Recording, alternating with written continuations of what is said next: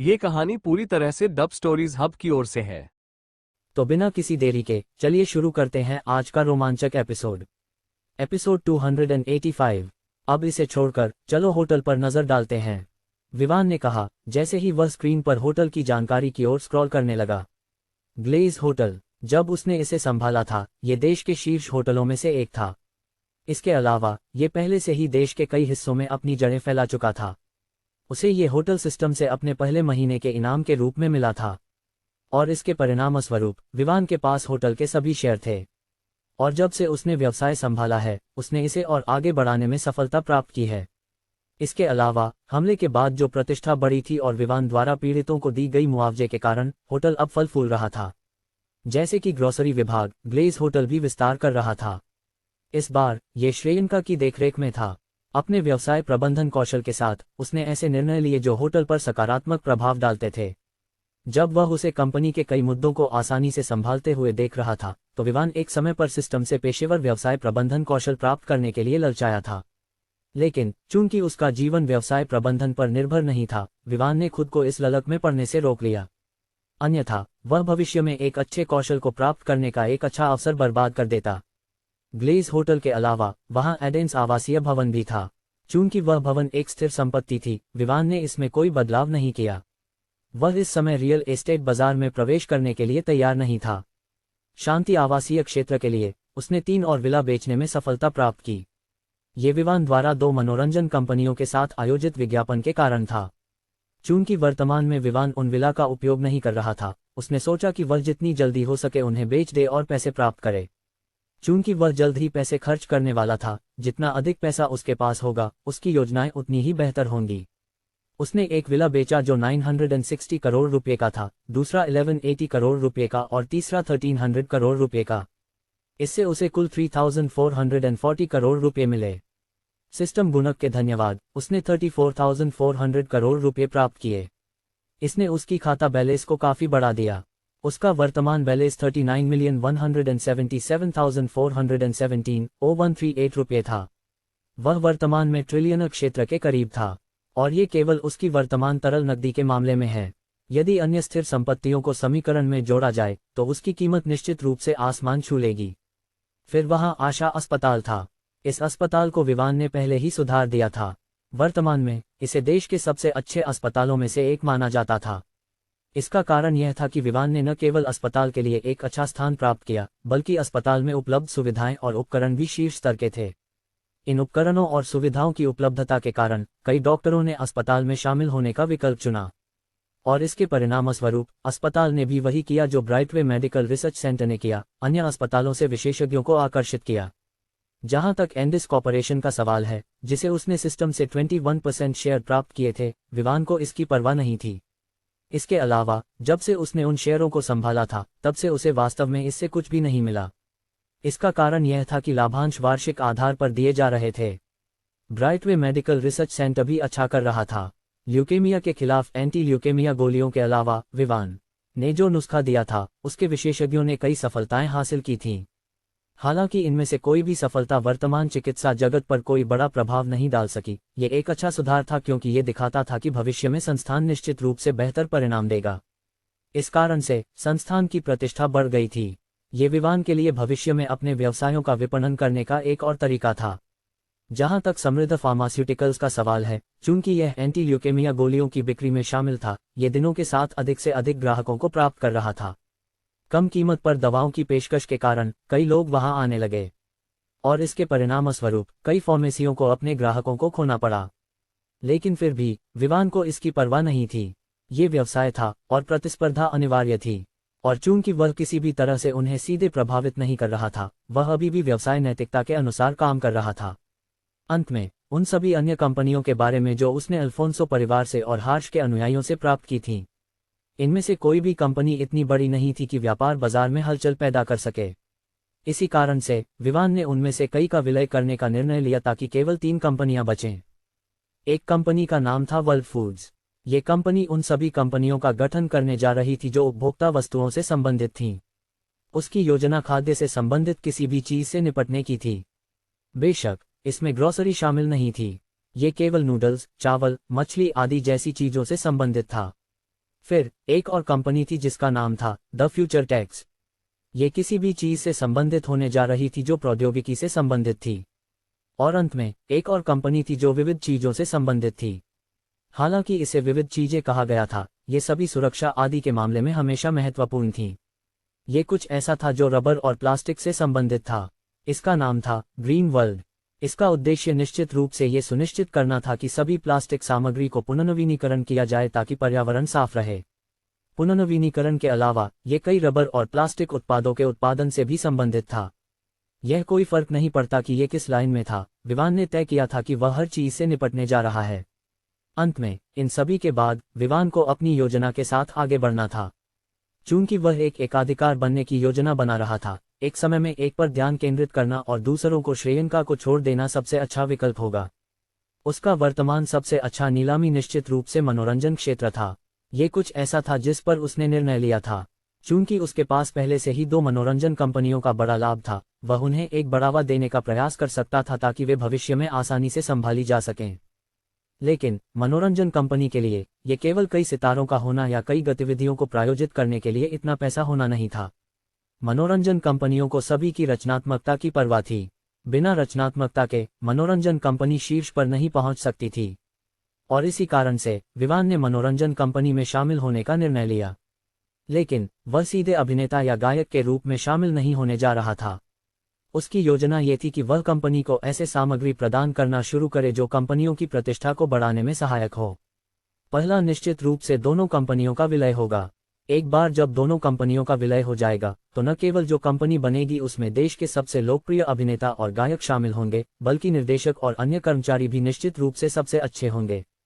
और इसके अलावा सामग्री का भी एक मामला था।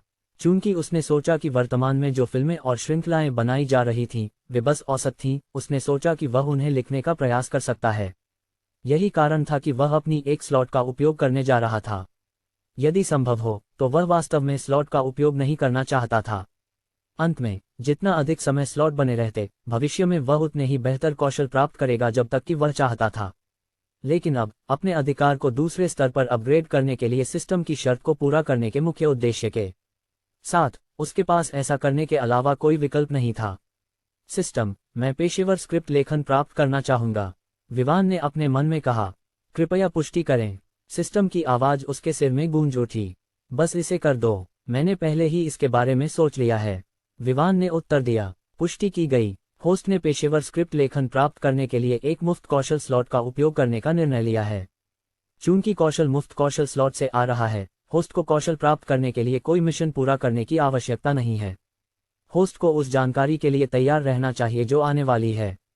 सिस्टम के इस संकेत के तुरंत बाद विवान को ऐसा लगा जैसे किसी ने उसके सिर पर जोर से मारा हो। अगले क्षण एक बहुत बड़ा जानकारी का ढेर उसके मन में भर गया। इस बिंदु पर यह केवल उसकी रचनात्मकता का मामला नहीं था, बल्कि उसकी सोचने की क्षमता भी बढ़ गई थी। यहाँ तक कि उसकी अवलोकन कौशल भी बेहतर हो गई थी। बस ऐसे ही विवान को लगा कि वह वास्तव में एक बहुत अच्छी कहानी लिख सकता है जिसे कई लोग पसंद करेंगे। पेशेवर स्क्रिप्ट लेखन कौशल प्राप्त करने के बाद विवान ने कोई देरी नहीं की और उस व्यक्ति से संपर्क करने का निर्णय लिया जो द रोज एंटरटेनमेंट कंपनी का प्रभारी था। कुछ ही समय बाद कॉल जुड़ गई और फोन के स्पीकर से एक आदमी की गहरी आवाज आई। नमस्ते बॉस। हाँ एलेक्स, तुम्हारा दिन कैसा रहा? विवान ने पूछा। एलेक्स वर्तमान में द रोज एंटरटेनमेंट कंपनी का सीईओ था, जिसे विवान ने श्रेयंका की मंजूरी के बाद नियुक्त किया था। वह वर्तमान में द रोज एंटरटेनमेंट कंपनी का प्रभार संभाल रहा था। उसकी क्षमताओं पर कोई संदेह नहीं था क्योंकि विवान ने इसे खुद देखा था। एलेक्स निश्चित रूप से एक ऐसा व्यक्ति था जो कंपनी के संबंध में निर्णय लेने में सक्षम था। उसकी क्षमताओं पर कोई संदेह नहीं था क्योंकि श्रेयंका ने वास्तव में उसे कहीं से लाया था। और जब उसने उसे ले लिया तो एलेक्स जहां काम कर रहा था वह निश्चित रूप से रो रहा था। इस कारण से जब से एलेक्स ने द रोज एंटरटेनमेंट कंपनी का सीईओ बनने के बाद कंपनी में बहुत प्रगति हुई थी। ये केवल संगीत का मामला नहीं था, बल्कि जो फिल्में और टीवी श्रृंखलाएं बनाई जा रही थीं, वे निश्चित रूप से एक अच्छे स्तर पर थीं। कुछ सीईओ के विपरीत जो किसी भी प्रकार की स्क्रिप्ट को अपने लाभ के लिए अनुमति दे सकते थे, एलेक्स अलग था। जब तक स्क्रिप्ट मानक पर नहीं थी, वह निश्चित रूप से इसे कंपनी में अनुमति नहीं देता। ये कुछ ऐसा था जो विवान को इस आदमी के बारे में पसंद था। यह निश्चित रूप से आसान नहीं था कि उसे उसकी तरह सक्षम व्यक्ति मिले। मेरा दिन अच्छा रहा बॉस। आपका दिन कैसा रहा? एलेक्स ने एक खुशहाल आवाज में उत्तर दिया। हालांकि वह भारी कर्तव्यों के कारण थका हुआ था, फिर भी वह उस स्थिति के बारे में खुश था जो वह धारण कर रहा था। इसके अलावा उसका बॉस निश्चित रूप से एक ऐसा व्यक्ति था जिसे कई लोग उनके लिए बॉस पाने का सपना देखते थे। जब तक उसकी क्रियाएं कंपनी के भले के लिए थीं, बॉस उसे पूरी तरह से समर्थन देने के लिए तैयार था। इसने उसे उस समय से अच्छा मूड में रखा था जब से उसने उस पद को संभाला था। ये सुनकर अच्छा लगा। कल मैं आ रहा हूं क्योंकि मुझे कुछ बदलने की आवश्यकता है। वर्तमान में कंपनी का मुख्य समस्या निश्चित रूप से गुणवत्ता स्क्रिप्ट की कमी है। तुम्हें तैयार रहना होगा कि मैं जल्द ही तुम्हें जो स्क्रिप्ट पेश करने जा रहा हूं, उनके लिए काम करना शुरू कर दूं। विवान ने कहा। एलेक्स एक पल के लिए स्टन रह गया क्योंकि उसने कभी उम्मीद नहीं की थी कि उसका बॉस उस समस्या का समाधान करने के लिए आगे आएगा जो उसे बहुत लंबे समय से परेशान कर रही थी। बस यही था, वह इस बात से डरता था कि उसका बॉस कहेगा कि वह अक्षम है यदि वह अच्छे स्क्रिप्ट प्राप्त करने में सक्षम नहीं था। कौन जानता था कि ऐसा कुछ होगा। बॉस ने अपने आप से उस समस्या को हल करने का निर्णय लिया जो उसके मन को खा रही थी। लेकिन फिर भी वह विवान द्वारा लाए गए स्क्रिप्ट की गुणवत्ता के बारे में थोड़ा संदेह में था। आखिरकार वह अभी तक विवान के चरित्र के बारे में निश्चित नहीं था। उन दोनों की मुलाकात बहुत समय से नहीं हुई थी, और चूंकि वह हमेशा व्यस्त था और विवान शायद ही कभी कंपनी में आता था, उनके बीच की बातचीत सीमित थी। जो कुछ भी उसने वर्तमान में आशा की थी, वह निश्चित रूप से ये था कि विवान इस अवसर का उपयोग करके ऐसे स्क्रिप्ट नहीं लाएगा जो मूल रूप से कचरा हो बस किसी को खुश करने के लिए। ठीक है, मैं अब से तैयारी करने लगूंगा। फिर भी एलेक्स ने उत्तर दिया। उसके वर्तमान बॉस के खिलाफ जाने का कोई तरीका नहीं था। पहले जब वह श्रेयन द्वारा विवान की कंपनी के लिए लाया गया था, तब वह एक छोटे मनोरंजन कंपनी में था। उस कंपनी के छोटे होने का कारण पूंजी या सितारों की कमी नहीं थी। मुख्य कारण यह था कि उस कंपनी का मालिक एक मूर्ख था। उसने वास्तव में अपने पिता के निधन के बाद कंपनी को अपने पास ले लिया था। लेकिन वह व्यक्ति एक ऐसा था जो दिखावे का शौकीन था, और परिणामस्वरूप वह वास्तव में किसी भी प्रकार की स्क्रिप्ट लाएगा जब तक कि उसे दूसरी पार्टी से लाभ मिल जाए। यह मायने नहीं रखता था कि फिल्म या टीवी श्रृंखला अच्छी तरह से प्रदर्शन करती है, जब तक कि उसे जो चाहिए था वह संतुष्ट था। चूंकि एलेक्स वर्तमान में उस कंपनी का सीईओ था, वह निराश था। चाहे वह कितनी भी कोशिश करता, उस व्यक्ति को सलाह देने के लिए उसे अनसुना कर दिया जाता। अंत में एलेक्स केवल एक सीईओ था जिसे कभी भी प्रतिस्थापित किया जा सकता था।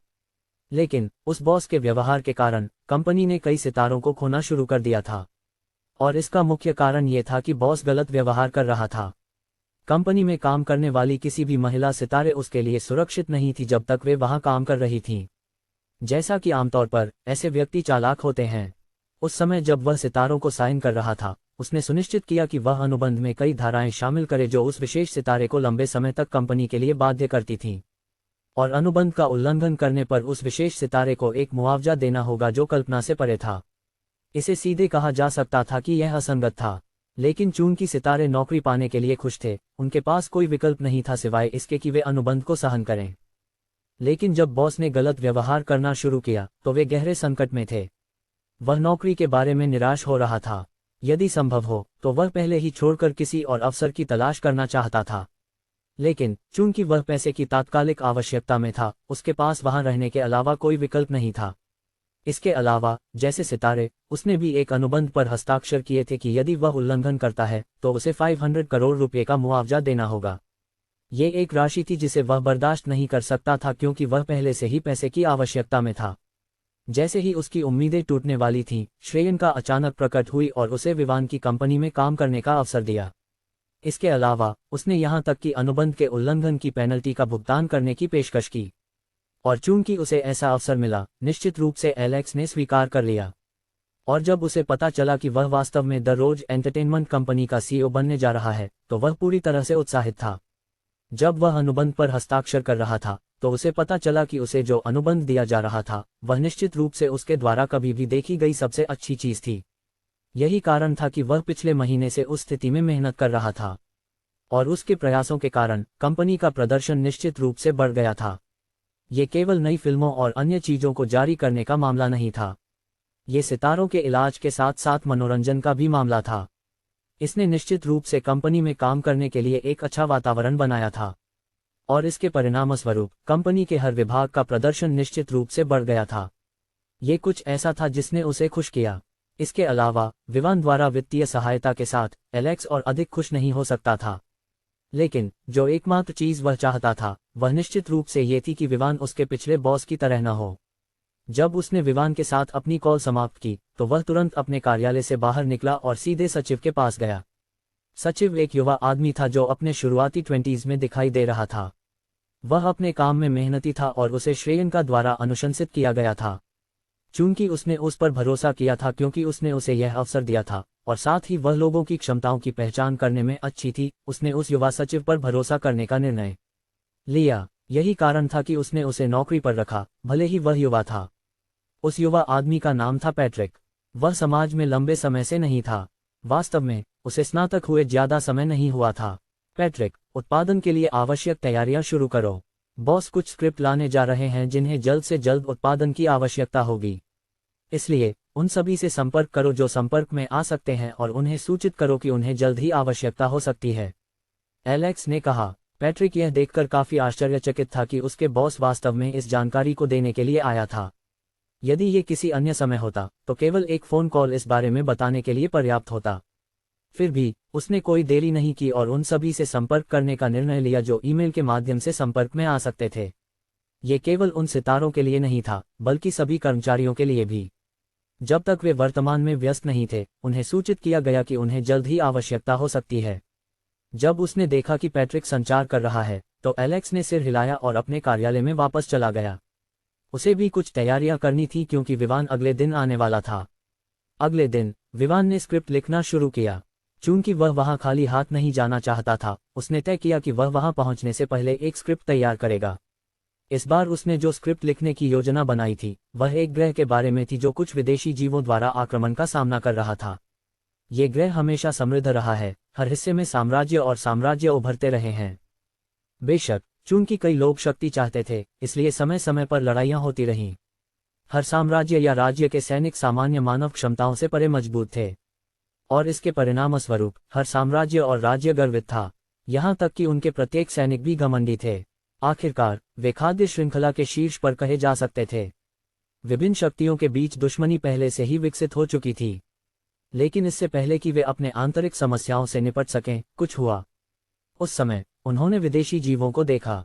ये विदेशी जीव दुनिया पर आक्रमण कर रहे थे, लेकिन फिर भी उनमें से किसी ने भी उन्हें गंभीरता से नहीं लिया। ये साम्राज्य और राज्य सभी घमंडी थे, सोचते थे कि वे आसानी से विदेशी जीवों से निपट सकते हैं। और चूंकि ऐसा था, उन्होंने तय किया कि वे एकजुट होकर उनका सामना नहीं करेंगे। वास्तव में उन्होंने तय किया कि जो उन्हें निपटाएगा वही संसाधन प्राप्त करेगा जिसके लिए वे लड़ रहे थे। तो ये तय किया गया कि जो साम्राज्य या राज्य पहले हमला किया जाएगा वही विदेशी जीवों से निपटेगा। अंत में पहला साम्राज्य जो विदेशी जीवों का सामना करता है वह दुनिया का सबसे मजबूत साम्राज्य था, और इसके परिणामस्वरूप दुनिया के सभी अन्य राज्य और साम्राज्य सोचते थे कि यह विदेशी जीवों के अवतरण का अंत होगा। वे उस संसाधन के नुकसान पर दुखी महसूस कर रहे थे जिसके लिए वे लड़ रहे थे। लेकिन इसके बाद जो परिणाम आए वे बहुत आश्चर्यजनक थे। न केवल दुनिया का सबसे बड़ा साम्राज्य विदेशी जीवों से निपटने में असफल रहा, बल्कि वे समाप्त हो गए। सबसे भयानक बात यह थी कि उन्हें केवल एक ही दिन में निपटाया गया था। उस दिन के अंत तक उस साम्राज्य में एक भी आत्मा नहीं बची थी। यह निश्चित रूप से सभी मानवों के साथ साथ जानवरों, चाहे वे जंगली हों या घरेलू, को भी शामिल करता था। यह कोई फर्क नहीं पड़ता था कि यह किस प्रकार का जीव था, लेकिन सभी को मिटा दिया गया था। यह अन्य राज्यों के लिए एक चौंकाने वाली खबर थी, और इसके परिणामस्वरूप ये जानकर कि स्थिति ऐसी नहीं थी कि वे मजाक कर सकें, उन्होंने तय किया कि वे अंततः विदेशी जीवों से निपटने के लिए एकजुट होंगे। लेकिन अंत में वे कार्रवाई करने में बहुत देर कर चुके थे। जिस क्षण वे एक साथ आने की कोशिश कर रहे थे ताकि वे अपने सबसे मजबूत सैनिकों की एक सेना बना सकें, विदेशी जीवों ने हमला किया। सबसे आश्चर्यजनक बात यह थी कि उन्होंने एक भी राज्य पर हमला नहीं किया, उन्होंने सभी पर एक साथ हमला किया। और विदेशी जाति के सैनिक, या जिसे वे योद्धा कहते थे, न केवल मजबूत थे बल्कि उनके पास संख्या का भी लाभ था। दूसरे शब्दों में, भले ही वे दुनिया के सभी राज्यों से लड़ रहे थे, फिर भी उनके पास 120 का संख्या लाभ था। इसने दुनिया की सभी शक्तियों को निराशा में डाल दिया। इस क्षण में वे निश्चित रूप से अपनी घमंड पर पछता रहे थे। उनकी ऊंची सोच गायब हो चुकी थी, उनकी जगह केवल निराशा थी। बेशक वे बैठकर यह नहीं देख सकते थे कि उन्हें समाप्त किया जाए। चूंकि वे वैसे भी मरने वाले थे, उन्होंने तय किया कि वे पूरी ताकत से लड़ेंगे। उनके मन में यह था कि वे विदेशी जाति के साथ मरेंगे। भले ही वे विदेशी जाति को समाप्त नहीं कर सकें, तो वे बस ये सुनिश्चित करेंगे कि उन्हें भारी नुकसान हो। इसके साथ उन्होंने आत्मघाती तरीकों का उपयोग करके विदेशी जीवों की संख्या को कम करने की कोशिश की। लेकिन किसने सोचा था कि जिस क्षण उन्होंने ऐसा करना शुरू किया, एक और शक्तिशाली बल दुनिया पर उतरने वाला था। मानव जाति की निराशा के लिए जो आए थे वे भी विदेशी जीवों का हिस्सा थे। ये वे जनरल थे जो विदेशी जीवों के आक्रमण के लिए आए थे। ये पता चला कि जो विदेशी जीव उन्हें परेशान कर रहे थे वे केवल पैदल सैनिक थे, युद्ध के मैदान में तोप के चारे से ज्यादा कुछ नहीं। जहां तक जनरलों का सवाल है, हालांकि उन्हें उन सैनिकों द्वारा जनरल माना गया था जो आए थे, वे वास्तव में विदेशी जीवों के सामान्य अभिजात सैनिक थे। और वास्तव में उनके मूल ग्रह से लाखों थे, और इस बार उन्होंने केवल 20 भेजे थे। दूसरे शब्दों में, दुनिया पर 20 अभिजात सैनिकों और विदेशी जाति के तोप के चारे का आक्रमण हुआ था। अंत में, भले ही उन्होंने विदेशी जीवों से निपटने के लिए आत्मघाती हमलों का सहारा लेने का निर्णय लिया, वे केवल पूरे जाति में सबसे कमजोर साबित हुए। तो वे विदेशी जाति के कुछ सबसे कमजोर सैनिकों से निपटने पर क्या कर सकते थे? ये कुछ भी न करने के समान होगा। चूंकि उन्होंने पहले ही अपनी लड़ाई की भावना खो दी थी, भले ही उनके विशेष राज्यों के राजा और सम्राट उन्हें प्रेरित करने और सैनिकों के बीच लड़ाई की भावना को बढ़ाने की कोशिश करते, उनमें से कोई भी सकारात्मक प्रतिक्रिया नहीं देता। अंततः सभी सैनिकों और नागरिकों को, जिन्हें वे बचाने के लिए कठिनाई कर रहे थे, पूरी तरह से मिटा दिया गया। विदेशी जाति ने जश्न मनाना शुरू कर दिया क्योंकि उन्होंने ग्रह पर विजय प्राप्त कर ली थी। लेकिन तभी उन्हें ये जानकर आश्चर्य हुआ कि उनके विजय का अंतिम परिणाम मान्यता प्राप्त नहीं हुआ। उनका इस बार का मिशन इस विशेष ग्रह पर हर जीवन रूप को मिटाना था। यह आदेश था जो उन्हें उनके उच्च अधिकारियों से मिला था। उन्हें वादा किया गया था कि मिशन पूरा करने के तुरंत बाद उन्हें पुरस्कृत किया जाएगा। लेकिन एक सप्ताह बीत जाने के बाद और उन्हें लगा कि उन्होंने मिशन पूरा कर लिया है, उन्होंने अपने उच्च अधिकारियों को कोई कार्रवाई करते नहीं देखा। यह उनके लिए अजीब था। इसके परिणामस्वरूप उनमें से एक और अधिक सहन नहीं कर सका और अपने ग्रह पर मुख्यालय से संपर्क करने का निर्णय लिया कि क्या हो रहा है। लेकिन जो खबर उन्हें मिली वह ये थी कि उन्होंने उस विशेष ग्रह पर मौजूद सभी जीवन रूपों को पूरी तरह से मिटा नहीं दिया था। ये खबर उन्हें पूरी तरह से चौंका देने वाली थी। ये कैसे संभव हो सकता था कि उन्होंने उस ग्रह पर मौजूद सभी जीवन रूपों को मिटा नहीं दिया? उन्होंने ग्रह पर किसी भी प्रकार के जीवन रूप की खोज करने की कोशिश की, लेकिन उन्हें कुछ नहीं मिला। यह अजीब था, लेकिन चाहे उन्होंने अपने उच्च अधिकारियों को बताया कि उन्होंने मिशन पूरा कर लिया है, उनके उच्च अधिकारियों ने कहा कि वे उस ग्रह पर कई जीवन रूपों का पता लगा सकते हैं। और ये केवल एक या शायद 10 जीवन रूप नहीं था, बल्कि ये जीवन रूपों की एक बड़ी संख्या थी जो लाखों में गिनी जाती थी। भेजे गए 20 अभिजात सैनिकों को विश्वास नहीं हो रहा था कि कई जीवन रूप उनके सामने छिपे हुए थे, और स्थिति को और खराब करने के लिए ये केवल 1 या 100 नहीं बल्कि लाखों थे। महान संकल्प के साथ उन्होंने पूरे ग्रह की खोज की, पहाड़ों और गुफाओं को उलटते हुए ये देखने की कोशिश की कि ये जीवन रूप कहाँ छिपे हुए थे। उन्होंने विश्वास नहीं किया कि इतनी बड़ी संख्या में जीवन रूप आसानी से उनसे छिप सकते हैं। यह मानते हुए कि लाखों विदेशी जीव उन्हें खोज रहे थे, उन्होंने विश्वास किया कि वे उन्हें जल्द ही पाएंगे। हालांकि चाहे उन्होंने कितनी भी देर तक खोज की, उन्हें वे जीवन रूप नहीं मिले जिनकी वे तलाश कर रहे थे। ये 20 अभिजात सैनिकों के लिए बहुत निराशाजनक था। उन्हें सौंपा गया मिशन, जिसे उन्होंने सोचा था कि ये केवल एक साधारण काम है, आश्चर्यजनक रूप से बिना उनकी अपेक्षा के कठिन होता जा रहा था। इसके अलावा ये देखते हुए कि शेष जीवन रूप केवल पूरे ग्रह पर जीवन रूपों का लगभग 1.3% बना सकते थे, वे निश्चित रूप से इस बात से नाराज थे कि केवल इतनी छोटी संख्या के जीवन रूप उन्हें परेशान कर रहे थे। वे केवल इतनी छोटी संख्या के जीवन रूपों को अपने मिशन में विफल होने की अनुमति कैसे दे सकते थे? उन्हें पता था कि जब तक उनके उच्च अधिकारी कार्रवाई नहीं करते, उन्हें सौंपा गया मिशन विफल माना जाएगा। हालांकि उन्हें अपने उच्च अधिकारियों के उद्देश्य का पता नहीं था कि वे ग्रह के जीवन रूपों को साफ करना चाहते थे, उन्हें पता था कि उन्हें इस पर सवाल नहीं उठाना चाहिए। इसके अलावा उनकी जाति ऐसी नहीं थी जो अन्य ग्रहों को आसानी से जीत सके। वे वास्तव में एक शांतिपूर्ण जाति माने जा सकते थे, लेकिन इस बार वे वास्तव में एक ग्रह पर विजय प्राप्त करने के लिए निकले थे। और न केवल यह, बल्कि उस विशेष ग्रह पर मौजूद सभी जीवन रूपों को मिटाने के लिए। इसे उनकी सामान्य प्रकृति में एक नाटकीय बदलाव कहा जा सकता था, लेकिन चूंकि उन्होंने ऐसा करने का निर्णय लिया था, उनकी जाति के उच्च अधिकारियों को इस विशेष ग्रह से संबंधित कुछ महत्वपूर्ण होना चाहिए। उन्होंने पूरे 1 महीने तक खोज की, लेकिन उन्हें मानव गतिविधियों का कोई निशान नहीं मिला, न ही किसी अन्य प्रकार के जीवन रूप का। भले ही यह एक जानवर था, चूंकि इसमें मानवों की तरह बुद्धिमत्ता नहीं थी कि वे जान सकें कि वे खतरे में हैं और उन्हें छिपना चाहिए, वे अब तक अपने आप को दिखा चुके होते। जब वे अन्य मानव साम्राज्यों से निपट रहे थे, उन्होंने सभी संसाधनों को लूट लिया था जो वे पा सकते थे। उन्हें विश्वास नहीं था कि जो छिपे हुए थे, उनके पास वास्तव में कोई ऐसा संसाधन था जिसका वे लंबे समय तक उपयोग कर सकें। इसके परिणामस्वरूप उन्होंने तय किया कि वे अगले महीनों के लिए पूरे ग्रह पर नजर रखेंगे। उन्हें विश्वास नहीं था कि जो जीवन रूप छिपे हुए थे, वे बिना भोजन के छिपते रहेंगे, और इसलिए वे इंतजार करते रहे जबकि वे एक ही समय में खोज करते रहे। लेकिन परिणाम उन्हें निराश करते रहे क्योंकि 2 महीने बीत गए लेकिन उस ग्रह पर किसी भी प्रकार के जीवन रूप का कोई निशान नहीं मिला। वे अपने उच्च अधिकारियों के बारे में संदेह करने में मदद नहीं कर सके। क्या ये संभव था कि वे बस उनके साथ मजाक कर रहे थे? लेकिन ये कैसे संभव था? उनके उच्च अधिकारियों की नज़र में वे कुछ भी नहीं थे। यहाँ तक कि 20 अभिजात सैनिक जो इस ग्रह पर उतरे थे, उन्हें कहा जा सकता था कि वे अभिजात सैनिकों में सबसे कमजोर थे। तो ये कैसे हो सकता था कि उनके उच्च अधिकारियों के पास वास्तव में उन्हें मनोरंजन करने का समय था? समय उनके पक्ष में नहीं था। उच्च अधिकारी जो लंबे समय से धैर्यपूर्वक इंतजार कर रहे थे, अंततः कार्रवाई करने का निर्णय लेते हैं। 20 अभिजात सैनिकों की असंतोष की परवाह किए बिना उन्होंने तय किया कि वे अपनी क्षमताओं का उपयोग करके अंततः ये पता लगाएंगे कि ग्रह पर जीवन रूप कहाँ छिपे हुए हैं। लेकिन उन्हें ये जानकर आश्चर्य हुआ कि उच्च अधिकारियों के उतरने के बाद भी वे वास्तव में ये पता नहीं लगा सके कि छिपे हुए जीवन रूप वर्तमान में कहाँ हैं।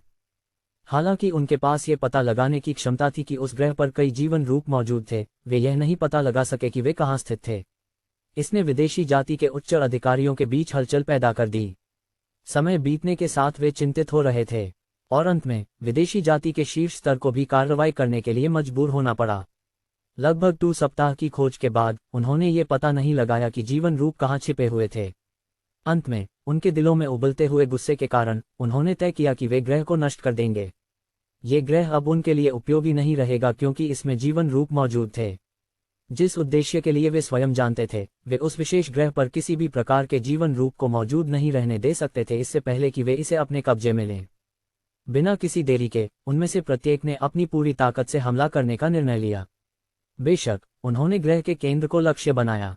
जब तक वे इसे नष्ट नहीं करते, उन्हें यकीन था कि वे पूरे ग्रह को नष्ट कर देंगे। लेकिन जैसे ही पहला हमला हुआ, कुछ असामान्य हुआ।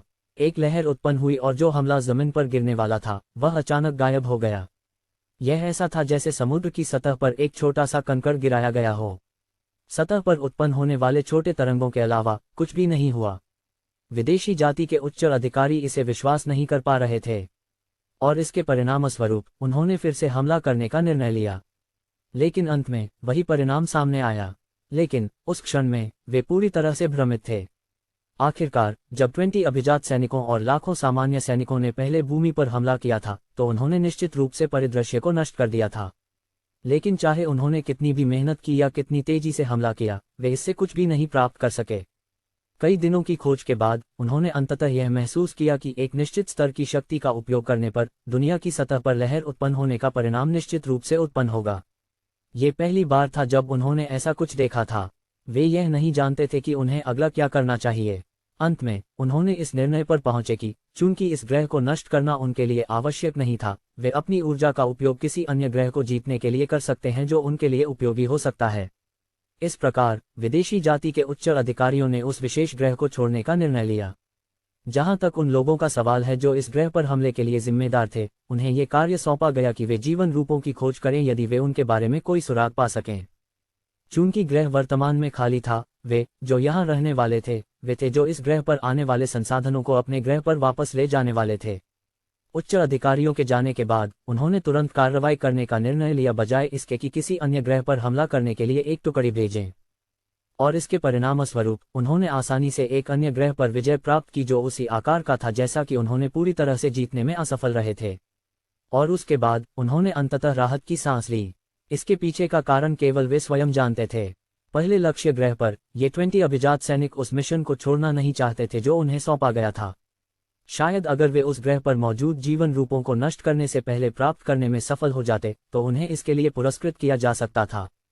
इस प्रकार वे दिन रात उस ग्रह पर किसी भी प्रकार के जीवन रूप की खोज करते रहे। यह मायने नहीं रखता था कि उन्होंने कितनी बार किसी विशेष स्थान या बिंदु की खोज की, वे अगले दिन उसी बिंदु की खोज करते रहे। और चूंकि उनमें से अरबों थे, उन्होंने आसानी से पूरे ग्रह को कवर कर लिया। लेकिन वे हमेशा इस तरह से अपनी स्थिति बदलते रहे कि यदि कोई एक निश्चित क्षेत्र की खोज करता है तो वह उस स्थिति की खोज नहीं करेगा जब तक कि उसने पूरे ग्रह को कवर नहीं कर लिया। 2 महीने बीत गए और उच्च अधिकारियों ने अंततः जो योजना बनाई थी उसे पूरा कर लिया। लेकिन अंतिम परिणाम उनकी अपेक्षा के अनुसार नहीं था। इस कारण से उन्होंने एक और ग्रह पर विजय प्राप्त करने का निर्णय लिया। और हालांकि वे पहले जो करने का इरादा रखते थे उसमें सफल नहीं हुए, फिर भी इसने उन्हें कुछ महीनों का समय दिया ताकि वे जो चाहते थे उसे पूरा कर सकें। पहले लक्ष्य ग्रह पर 20 अभिजात सैनिक समय के साथ निराश हो रहे थे। चूंकि वे वर्तमान में उस ग्रह पर थे, वे उन लाभों को प्राप्त नहीं कर पा रहे थे जो वे अपने ग्रह पर वापस जाकर प्राप्त कर सकते थे। इसने उन्हें वापस जाने के बारे में सोचने पर मजबूर कर दिया।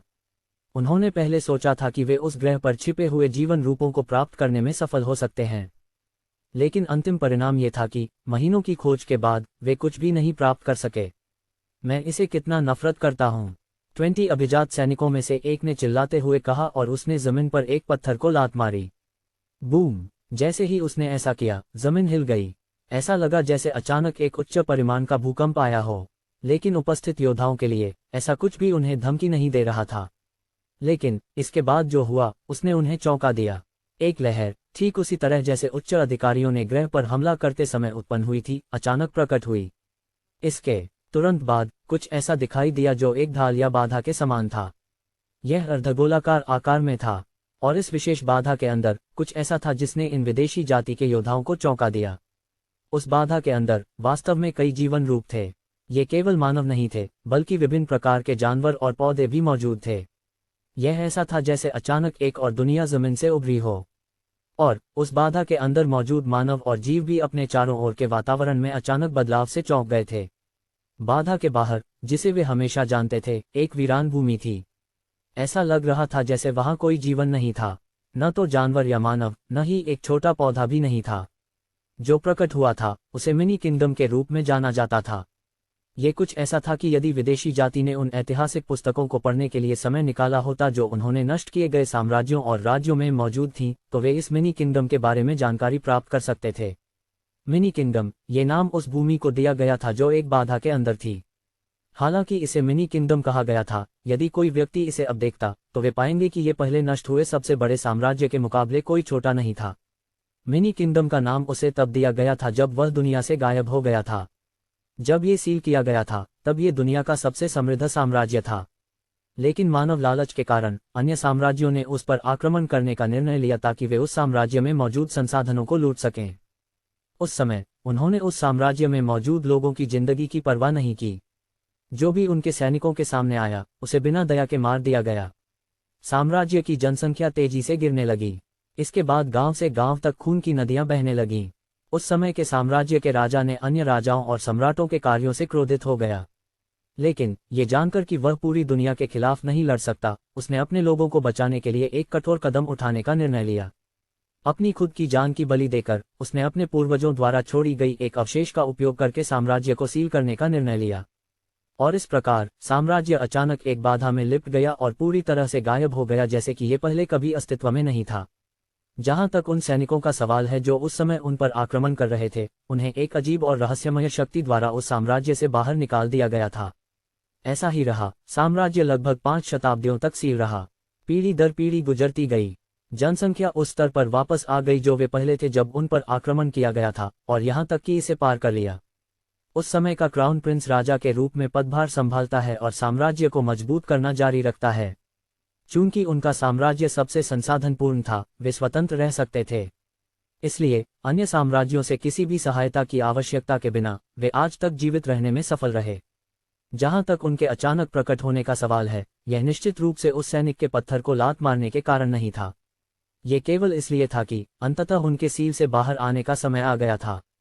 लेकिन उनमें से किसी ने भी कभी उम्मीद नहीं की थी कि जो उनका स्वागत करेगा वह बड़ा और समृद्ध दुनिया नहीं होगी जिसके बारे में उन्हें हमेशा बताया गया था, बल्कि एक वीरान जगह होगी जो उन जीवों से भरी हुई थी जिन्हें उन्होंने पहले कभी नहीं देखा था। जब वे प्रकट हुए तब वर्तमान राजा, जो कि 6ठी पीढ़ी का था, तब से जब उन्होंने अवशेष का उपयोग करके उस स्थान में खुद को सील कर लिया था, हैरान रह गया। उसने अपने पिता और दादा से जो जानकारी प्राप्त की थी उसके अनुसार 5 शताब्दियों के बाद वे अंततः सामान्य दुनिया में वापस आ जाएंगे। उन्हें बताया गया था कि सामान्य दुनिया कैसी दिखती है। वहां वह बाधा नहीं थी जो उनके चारों ओर थी, जैसे कि वे जिसमें थे। इसके अलावा ये बड़ी और सुंदर थी। चूंकि उनकी जनसंख्या पहले से ही अधिक थी, उन्हें खाद्य स्रोतों के लिए बागान बनाने के लिए कई पेड़ काटने के लिए मजबूर होना पड़ा था। इसलिए जब वे प्रकट हुए तो वे उम्मीद कर रहे थे कि वे सुंदर जंगल और अन्य चीजें देखेंगे। लेकिन अब, भले ही भूमि वीरान थी, अगर वे अपने साथी मानवों को देखते तो ये बेहतर होता। लेकिन जो आकृतियां उन्होंने सीलिंग स्थान से बाहर निकलने के बाद देखी, वे कुछ ऐसी थी जो उन्होंने पहले कभी नहीं देखी थीं। और स्थिति को और खराब करने के लिए ऐसा लग रहा था कि ये जीव उन्हें एक खोई हुई रत्न की तरह देख रहे थे। क्या ये संभव है कि इस ग्रह पर रहने वाले मानवों ने विकास किया हो या कुछ? जो मानव अभी प्रकट हुए थे, वे सोचने से खुद को रोक नहीं सके। उनमें से कोई भी बाधा से बाहर कदम रखने की हिम्मत नहीं कर रहा था। उन्हें ये सुनिश्चित करना था कि जो अजनबी वे देख रहे हैं वे ठीक हैं, इससे पहले कि वे बाहर कदम रखें। यदि उनके साथी मानव उन पर हमला कर सकते हैं तो वे निश्चित रूप से इन विदेशी जीवों पर भरोसा नहीं कर सकते। इस प्रकार मिनी किंगडम के वर्तमान राजा ने एक कदम आगे बढ़ाया और बाधा की ओर बढ़ा। उन्होंने विदेशी योद्धाओं को देखा और पूछा कि बाहर क्या हुआ, लेकिन अंत में विदेशी योद्धाओं ने एक ऐसी भाषा में बात की जिसे वह बिल्कुल नहीं समझ सका। और इससे पहले कि वर्तमान राजा ये समझ पाता कि उनके साथ कैसे संवाद करना है, ये विदेशी योद्धा वास्तव में बाधा की ओर दौड़ पड़े। उन्होंने पहले से ही अपने हथियार निकाल लिए थे, हमले के लिए तैयार थे। उनकी आंखों में उत्साह छिपा नहीं था जब वे बाधा की ओर दौड़ रहे थे। यह न केवल वर्तमान राजा को चौंका दिया, बल्कि सभी अन्य मानवों को भी जो पहले से ही बाधा से बाहर जाने की उम्मीद कर रहे थे। चूंकि उन्होंने अपने जीवन में कभी भी युद्ध नहीं देखा था, वे ऐसे भयंकर चेहरों को देखने के लिए अभ्यस्त नहीं थे। कुछ लोग जो साम्राज्य के उच्च अधिकारियों का हिस्सा थे, छोड़कर बाकी सभी डर गए थे। उन्हें यकीन नहीं था कि क्या बाधा उन हजारों विदेशी योद्धाओं का सामना कर सकेगी जो उन पर हमला कर रहे थे। लेकिन तभी उन्हें सूचित किया गया कि चारों दिशाओं से बाधा की ओर दौड़ रहे अन्य विदेशी योद्धा भी हैं। दूसरे शब्दों में, यह मिनी किंगडम चारों ओर से घिरा हुआ था। वर्तमान राजा को निराशा महसूस हुई, लेकिन चूंकि वह साम्राज्य का वर्तमान प्रमुख था, उसे अपने विषयों के सामने संयम बनाए रखना था। उसने अपने पिता और दादा से जो जानकारी प्राप्त की थी, उसके अनुसार उसे पता था कि बाधा उन पर हमले करने वालों के हमलों को कम से कम 1 वर्ष तक रोकने के लिए पर्याप्त मजबूत थी। लेकिन 1 वर्ष के तुरंत बाद बाधा समाप्त हो जाएगी। उस समय वे अकेले होंगे। हालांकि बाधा निश्चित रूप से दूसरों को अंदर आने से रोक सकती थी, लेकिन इस साम्राज्य के सभी सदस्य बाहर जाने और वापस आने से नहीं रोके जा सकते थे। लेकिन वह वर्तमान में इस बात पर संदेह कर रहा था कि क्या ये सच था कि बाधा उन योद्धाओं का सामना कर सकेगी जो उन पर हमला कर रहे थे। आखिरकार जो जानकारी उन्हें मिली थी वह ये थी कि बाहर की दुनिया, हालांकि यह खतरनाक थी, सुंदर भी थी, यह निश्चित रूप से गलत थी। वहां बाहर कुछ भी सुंदर नहीं था, केवल खतरा था। एक गहरी सांस लेते हुए वर्तमान राजा ने कार्रवाई करने के लिए खुद को तैयार किया। हालांकि वे लंबे समय से दुनिया से अलग थे, इसका मतलब यह नहीं था कि वे कमजोर थे। वे हमेशा प्रशिक्षण लेते रहे थे, उस समय के लिए जब वे वास्तविक दुनिया में वापस आएंगे। बस इतना था कि उन्हें युद्ध के मैदान की धार शार्पनिंग की कमी थी। यही कारण था कि वे हमलावर सेना के सामने पर्याप्त साहसी नहीं थे। फिर भी राजा हमले में शामिल होने के लिए तैयार हो रहा था जब तक कि उन पर हमला करने वाले योद्धाओं ने बाधा को तोड़ नहीं दिया। पहला योद्धा बाधा पर पहुंचा और हमला किया। हालांकि योद्धा को यह यकीन नहीं था कि बाधा ठोस है या नहीं। अगर वह चूक गया तो उसे कोई नुकसान नहीं होगा क्योंकि बाधा ठोस नहीं थी।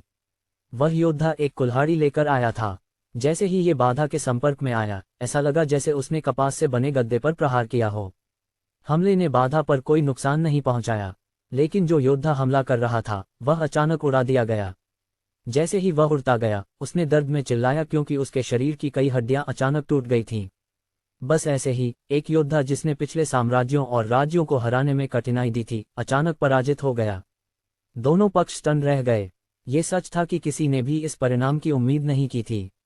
और निश्चित रूप से ये केवल वही योद्धा नहीं था जिसने उस क्षण में हमला किया था।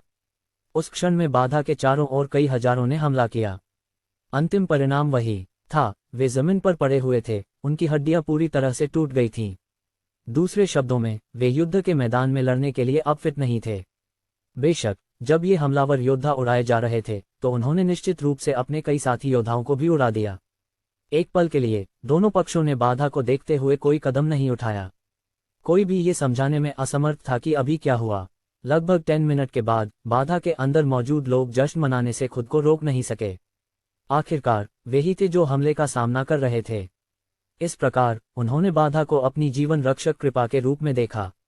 विदेशी जाति के 20 अभिजात योद्धा अंततः अपने युद्धपोतों का उपयोग करके दृश्य पर पहुंचे। ये युद्धपोत उच्च स्तर के थे।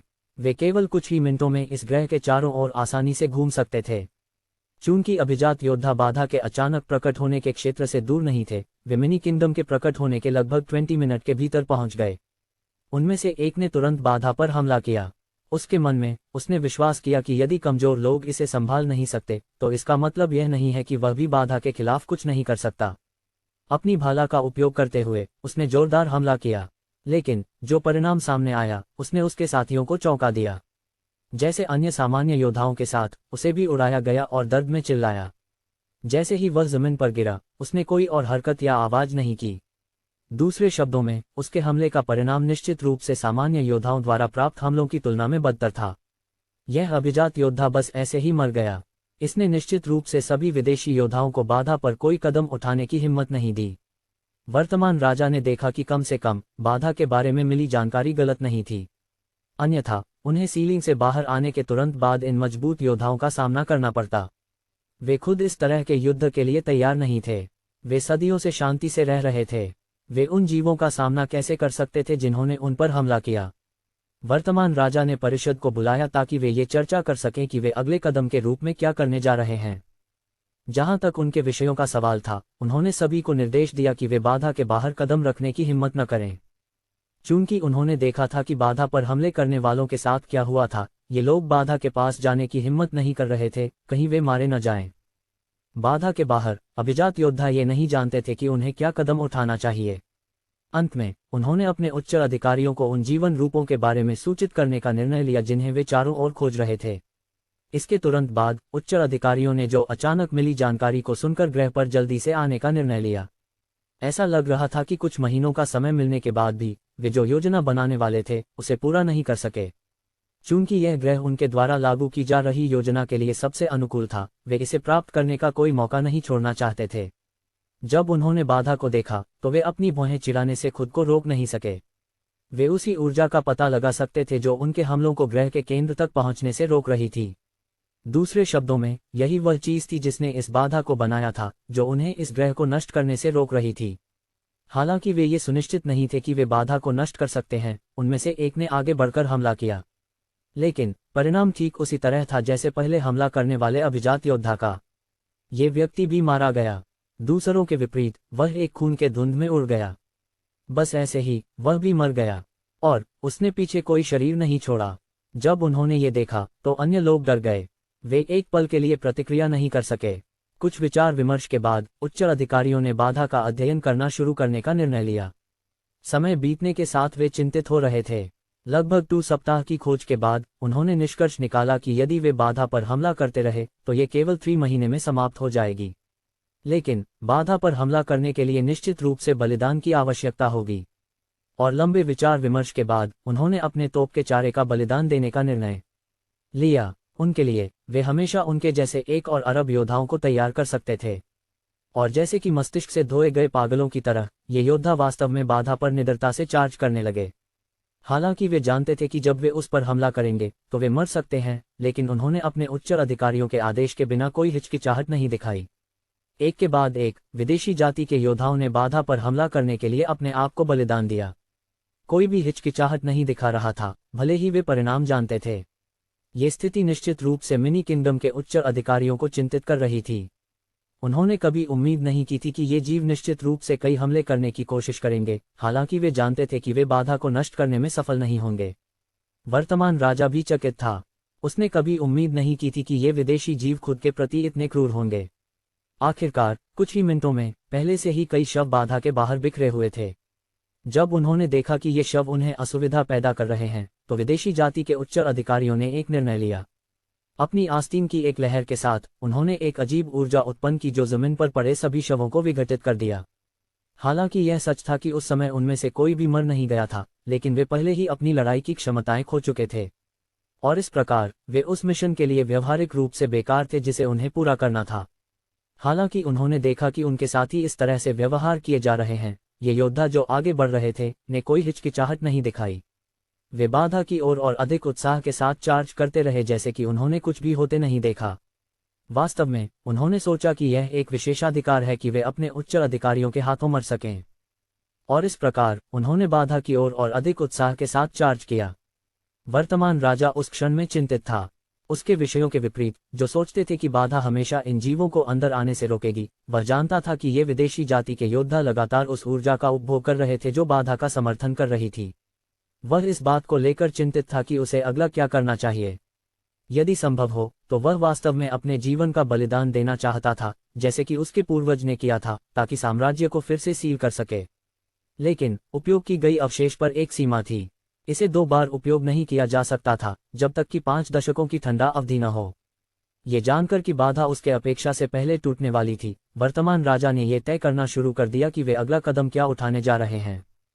उसने सभी सैनिकों को युद्ध के लिए तैयार होने का आदेश दिया। हालांकि वह खुद इस बात से निश्चित नहीं था कि बाधा कब टूटने वाली है, उसे जितनी जल्दी हो सके पर्याप्त तैयारी करनी थी। हालांकि सैनिक ये समझ नहीं पा रहे थे कि राजा ने उन्हें लड़ाई के लिए तैयार होने का आदेश क्यों दिया, फिर भी उन्होंने आज्ञा का पालन किया। हालांकि उनमें से कोई भी उन विदेशी जीवों के प्रति गंभीर नहीं था जो उन पर चार्ज कर रहे थे। आखिरकार वे सभी बाधा द्वारा अवरुद्ध थे। बस ऐसे ही 3 महीने बीत गए, और चौथे महीने के पहले दिन, जब से विदेशी जीव बाधा पर लगातार हमला कर रहे थे, एक दरार प्रकट हुई। ये कुछ ऐसा था जिसे बाधा के दोनों पक्षों ने देखा। जबकि एक पक्ष जश्न मना रहा था, दूसरे पक्ष में निश्चित रूप से घबराहट थी। हालांकि मिनी किंगडम के निवासी प्रार्थना कर रहे थे कि बाधा न टूटे, दूसरी ओर विदेशी योद्धा और भी अधिक क्रूरता से हमला कर रहे थे। चूंकि यह एक स्थिति थी जहां एक योद्धा को केवल एक बार हमला करना था, बाधा पर हमला करने वाले प्रत्येक योद्धा ने अपनी पूरी ताकत से हमला किया। उच्च अधिकारियों ने पहले ही उन सभी को इकट्ठा कर लिया था जो दुनिया भर में बिखरे हुए थे। अरबों में से कई पहले ही मर चुके थे, लेकिन उनके ग्रह से कई नए सैनिक इस ग्रह पर आ रहे थे। विदेशी जाति के उच्च अधिकारी जो पहले से ही धैर्य खो रहे थे, उनकी आंखों में उत्साह की चमक थी। लंबे समय के इंतजार के बाद वे अंततः बाधा को तोड़ने में सफल हो रहे थे। बिना किसी परवाह किए, चूंकि वे बाधा के टूटने की प्रक्रिया को तेज करना चाहते थे, उन्होंने अपने अभिजात योद्धाओं को भेजना शुरू कर दिया। न केवल ये योद्धा बाधा पर बहुत अधिक नुकसान पहुंचा सकेंगे, बल्कि वे ये भी सुनिश्चित करेंगे कि बाधा तेजी से टूटे। हालांकि यह उनके लिए एक हानि होगी, फिर भी उनके ग्रह पर लाखों अभिजात योद्धा मौजूद थे, और जब तक वे अपनी योजनाओं में सफल होते, वे और भी अधिक अभिजात योद्धाओं को तैयार कर सकेंगे। आश्चर्यजनक रूप से, सामान्य विदेशी जाति के योद्धाओं की तरह, जब तक इन अभिजात योद्धाओं को बाधा पर हमला करने का आदेश दिया गया, भले ही वे जानते थे कि वे नष्ट होने वाले हैं, वे भी इस लड़ाई में शामिल हो गए। कुछ ही मिनटों में बाधा पूरी तरह से दरारों से ढक गई, और फिर एक जोरदार धमाके के साथ बाधा कई टुकड़ों में टूट गई जो हवा में बिखर गए और गायब हो गए। इस बार विदेशी जाति के उच्च अधिकारियों ने योद्धाओं को आगे बढ़ने और ग्रह पर मौजूद जीवन रूपों को नष्ट करने का इंतजार नहीं किया। इसके बजाय उन्होंने खुद कार्रवाई करने का निर्णय लिया। वे पहले से ही कई महीनों तक इंतजार करने के बाद अधीर हो चुके थे। चूंकि वे खुद इन मानवों और अन्य जीवन रूपों को तेजी से नष्ट कर सकते थे, वे इसे खुद करने जा रहे थे। विदेशी जाति का पहला उच्च अधिकारी आगे बढ़ा। वह सबसे शीर्ष अधिकारी नहीं था, लेकिन वह निश्चित रूप से किसी भी अभिजात योद्धा से कहीं अधिक मजबूत था। जब वह साम्राज्य के करीब आया, तो उसने अपनी भाला फेंककर हमला किया। उस भाले के पीछे की शक्ति इतनी विशाल थी कि यह ऐसा आभास देती थी कि यह दुनिया को नष्ट कर सकती है। हमले के अंत में जो लोग थे, वे चौंक गए। उन्होंने कभी उम्मीद नहीं की थी कि उन्हें उन लोगों द्वारा हमला किया जाएगा जो विदेशी जाति के सबसे मजबूत माने जाते थे। फिर भी साम्राज्य के एक जनरल ने एक कदम आगे बढ़ाया। हालांकि वह वर्तमान में उस हमले के बारे में असहज महसूस कर रहा था जो उसकी ओर बढ़ रहा था, उसने फिर भी साहस जुटाया और हमले का सामना करने का निर्णय लिया। उसके दिल में वह उन सभी लोगों के बारे में सोच रहा था जिन्हें उसे बचाना था। वह अपनी पत्नी और बच्चों को विदेशी जाति के हाथों मरने नहीं देगा। दिल में दृढ़ संकल्प के साथ उसने अपनी बड़ी तलवार से एक हमला किया। तलवार की गति से हवा को काट दिया गया। क्लैंग क्रैक, दोनों हथियारों ने हवा में टकराया जिससे एक विशाल झटका उत्पन्न हुआ, और अगले क्षण कुछ असामान्य हुआ। भाले जो साम्राज्य की ओर तेजी से बढ़ रहा था, अचानक दरार में आ गया। अगले क्षण यह ऐसे टूट गया जैसे ये सूखी मिट्टी का एक टुकड़ा हो जिसे एक पत्थर पर मारा गया हो। लेकिन यह सब नहीं था। बड़ी तलवार के झूलने से उत्पन्न हवा की लहर ने बिल्कुल भी रुकावट नहीं की। यह उन बड़े समूह के विदेशी योद्धाओं की ओर बढ़ी जो अभी भी साम्राज्य की ओर चार्ज कर रहे थे, भले ही उन्हें पता था कि उस पर हमला होने वाला है। जैसे कि वे रेत से बने थे, जो भी हवा की लहर के दायरे में था वह तुरंत टुकड़ों में कुचला गया। विदेशी योद्धाओं की चार्जिंग लहर के बीच एक विशाल स्थान तुरंत बन गया। उस हमले के बाद दोनों पक्ष चुप हो गए। कोई भी वास्तव में इस परिणाम पर विश्वास नहीं कर सका। किसने सोचा था कि बाधा के पीछे छिपे लोग इतने मजबूत होंगे? जहां तक जनरलों और उनके पीछे के लोगों का सवाल है, वे आश्चर्य और उत्साह के साथ जनरल को देख रहे थे। हालांकि उन्होंने कभी नहीं सोचा था कि जनरल इतना मजबूत होगा, फिर भी वे खुश थे कि वह आसानी से विदेशी जीवों का सामना कर सका। जो लोग सबसे अधिक उत्साहित थे, वे निश्चित रूप से वे थे जो उस विशेष जनरल से अधिक मजबूत थे। उनके मन में वे सोच रहे थे कि यदि उनका साथी इतना मजबूत है तो वे कितने मजबूत होंगे। लेकिन जैसे ही वे आगे बढ़ने वाले थे ताकि वे अपनी ताकत का परीक्षण कर सकें, वर्तमान राजा ने कहा, यह नहीं है कि आप लोग मजबूत हैं, ये सिर्फ इतना है कि वे हमसे कमजोर हैं। आगे बढ़ो, उन्हें नष्ट करो जो हमारे देश को नष्ट करने का इरादा रखते हैं। सेना में उत्साह तुरंत उच्चतम स्तर पर पहुंच गया। हालांकि ऐसा बयान निश्चित रूप से कुछ सैनिकों को उनके विरोधियों को कमतर समझने के लिए प्रेरित करता, ये केवल अन्य सैनिकों पर लागू होता। ये सैनिक कभी भी युद्ध के मैदान में नहीं रहे थे, और परिणामस्वरूप उन्हें सबसे अधिक साहस की कमी थी। ये जानकर कि उनके विरोधी उनसे कमजोर हैं, वे सभी आगे बढ़ने की योजना बना रहे थे ताकि वे अपनी नाराजगी को उन पर निकाल सकें। जब एक पीड़ित व्यक्ति को एक ऐसा व्यक्ति मिलता है जो उससे बहुत कमजोर होता है, तो वह निश्चित रूप से अपनी नाराजगी को बाहर निकालने के लिए सब कुछ करेगा। पिछले 3 महीनों के दौरान वे सभी इस बात से डर गए थे कि बाधा टूट जाएगी और उन्हें अपने जीवन में सबसे मजबूत विरोधियों का सामना करना पड़ेगा। लेकिन अब जब उन्होंने जान लिया कि उनके विरोधी कमजोर हैं, वे उन पर अपनी नाराजगी निकालने की योजना बना रहे थे। हालांकि वे संख्या में असमानता में थे, व्यक्तिगत ताकत के मामले में यह मायने नहीं रखता था कि वे एक साथ कितने दुश्मनों का सामना करते हैं।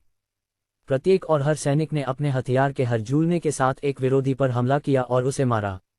विदेशी जाति के उच्च अधिकारियों ने कभी ऐसी स्थिति की उम्मीद नहीं की थी।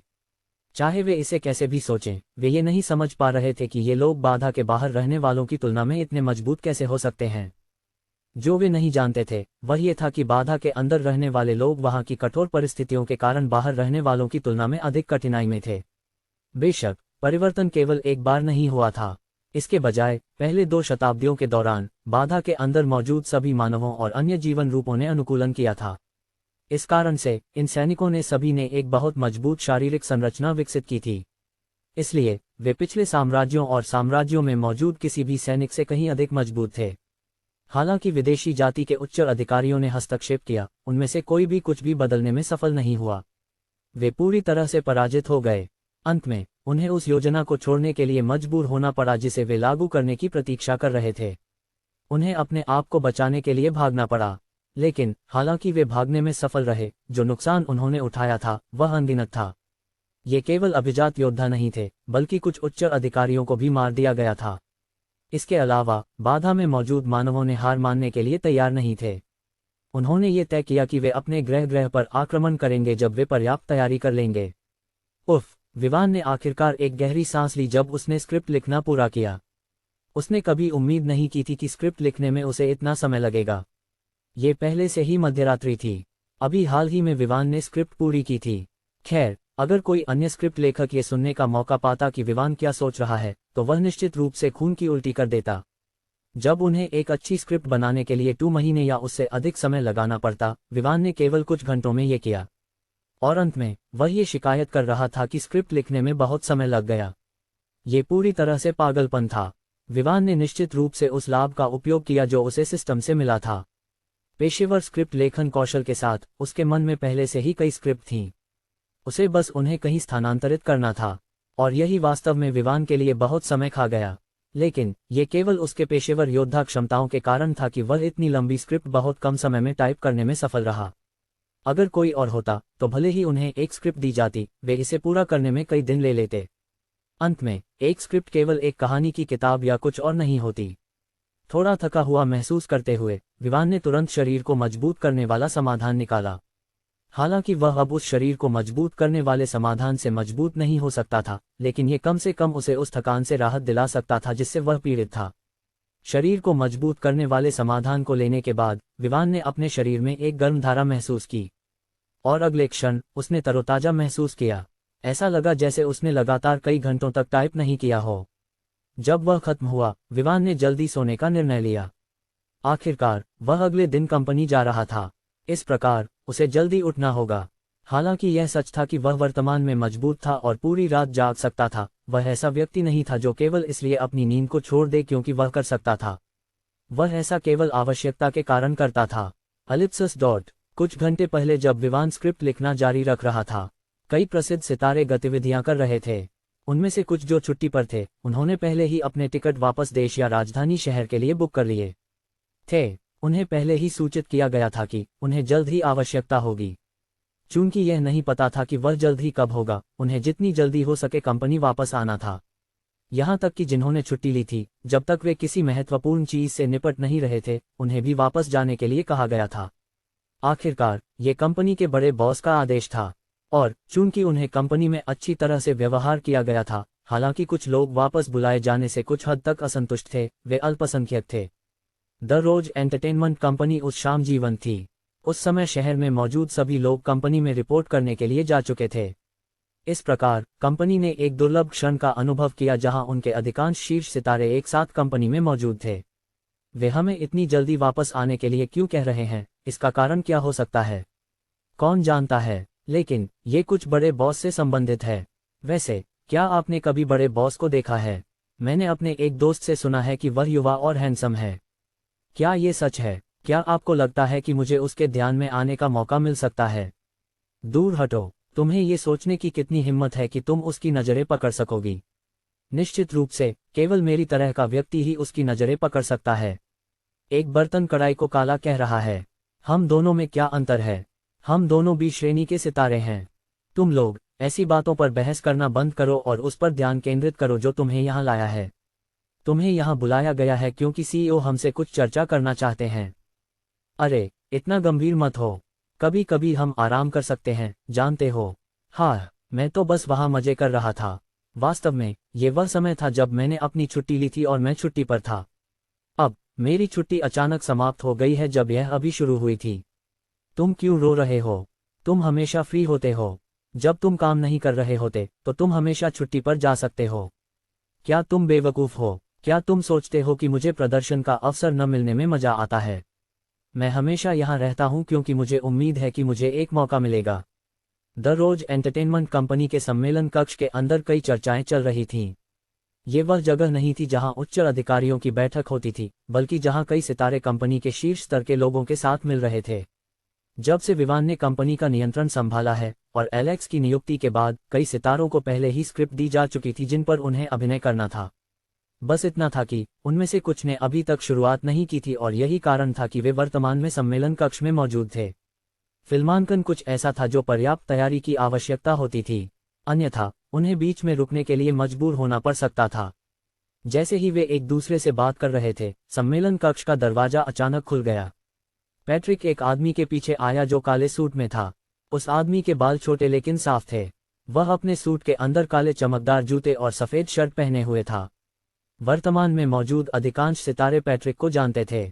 आखिरकार वह वही था जो आमतौर पर उनके साथ संवाद करने के लिए जिम्मेदार था जब कंपनी को उन्हें सूचित करने की आवश्यकता होती थी। जहां तक एलेक्स का सवाल है, चूंकि वह हाल ही में आया था, कई लोग अभी तक उससे व्यक्तिगत रूप से नहीं मिले थे, हालांकि उन्होंने उसके बारे में सुना था। बेशक उन्होंने पहले उसे स्क्रीन पर देखा था जब मीडिया को सूचित किया गया था कि उसने कंपनी के सीईओ का पद संभाला है। उसका गंभीर चेहरा तुरंत शोरगुल वाले सम्मेलन कक्ष को चुप करा देता है। ये केवल उसकी वर्तमान प्रतिष्ठा का मामला नहीं था, बल्कि इन लोगों के प्रति उनके सम्मान का भी। हालांकि वे जानते थे कि उन्हें जो व्यवहार मिल रहा था वह उस नए बॉस से संबंधित था जिसने कंपनी का नियंत्रण संभाला था। वे ये भी जानते थे कि यह एलेक्स था जो संसाधनों का वितरण करने के लिए जिम्मेदार था। और जब से उसने कंपनी के सीईओ का पद संभाला है, अधिकांश अभिनेता और अन्य सितारे जो इधर उधर घूम रहे थे, उन्हें एक मौका दिया गया था। हालांकि यह सच था कि उनमें से कुछ ने अभी तक उत्पादन शुरू नहीं किया था, उन्हें पहले ही उन भूमिकाओं के बारे में बताया गया था जिन्हें वे निभाने वाले थे। इन सितारों के सामने बैठने के बाद एलेक्स ने अपना समय बर्बाद नहीं किया और उन्हें सूचित करना शुरू किया कि विवान ने उसे क्या बताया था। उसने उन्हें उदाहरण दिया कि विवान ने आवश्यक संसाधनों का वितरण करते समय जो चरित्र प्रदर्शित किया था, और इसके परिणामस्वरूप एलेक्स ने कहा कि वह उम्मीद करता है और विश्वास करता है कि विवान द्वारा लाए गए स्क्रिप्ट उच्च गुणवत्ता के होंगे। उसने उन्हें तैयार रहने के लिए कहा था कि जब भी उन्हें बुलाया जाए वे अभिनय के लिए तैयार रहें। इसके बाद, चूंकि यह उनकी पहली बैठक थी, एलेक्स ने तय किया कि वह उन्हें कुछ और मुद्दों के बारे में बात करेगा।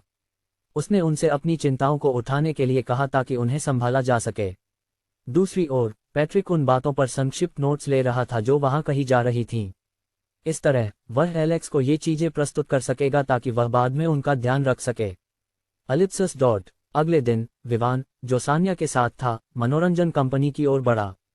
चूंकि दोनों वर्तमान में कंपनी के शेयरधारक थे, विवान ने सान्या को साथ लाने का निर्णय लिया। विवान ने रोज एंटरटेनमेंट कंपनी का उपयोग स्क्रिप्ट वितरित करने के लिए करने का निर्णय लिया क्योंकि वह कलमंड एंटरटेनमेंट कंपनी को रोज एंटरटेनमेंट कंपनी में विलय करके समाप्त करने की योजना बना रहा था। उसने पहले ही इस मामले पर जोनाथन से चर्चा की थी क्योंकि वह उस विशेष कंपनी का एकमात्र अन्य शेयरधारक था। उसके अलावा, हालांकि उसने जोनाथन को 10% शेयर दिए थे, फिर भी उसे जोनाथन को सूचित करना था कि वह क्या योजना बना रहा है।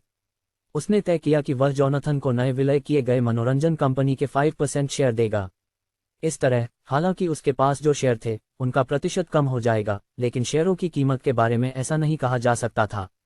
जब वे कंपनी पहुंचे, विवान और सान्या तुरंत उस इमारत के सबसे ऊपरी मंजिल की ओर बढ़े जहां कंपनी स्थित थी। जब वे वहां पहुंचे, तो उन्होंने पाया कि एलेक्स पहले से ही उनका इंतजार कर रहा था। वास्तव में, वह उन्हें प्राप्त करने के लिए नीचे जाने की तैयारी कर रहा था। बॉस, आप यहाँ हैं। एलेक्स आगे बढ़ा और विवान का अभिवादन किया। इसके तुरंत बाद, उसने सान्या की ओर देखा, यह नहीं जानते हुए कि उसे कैसे संबोधित करना है।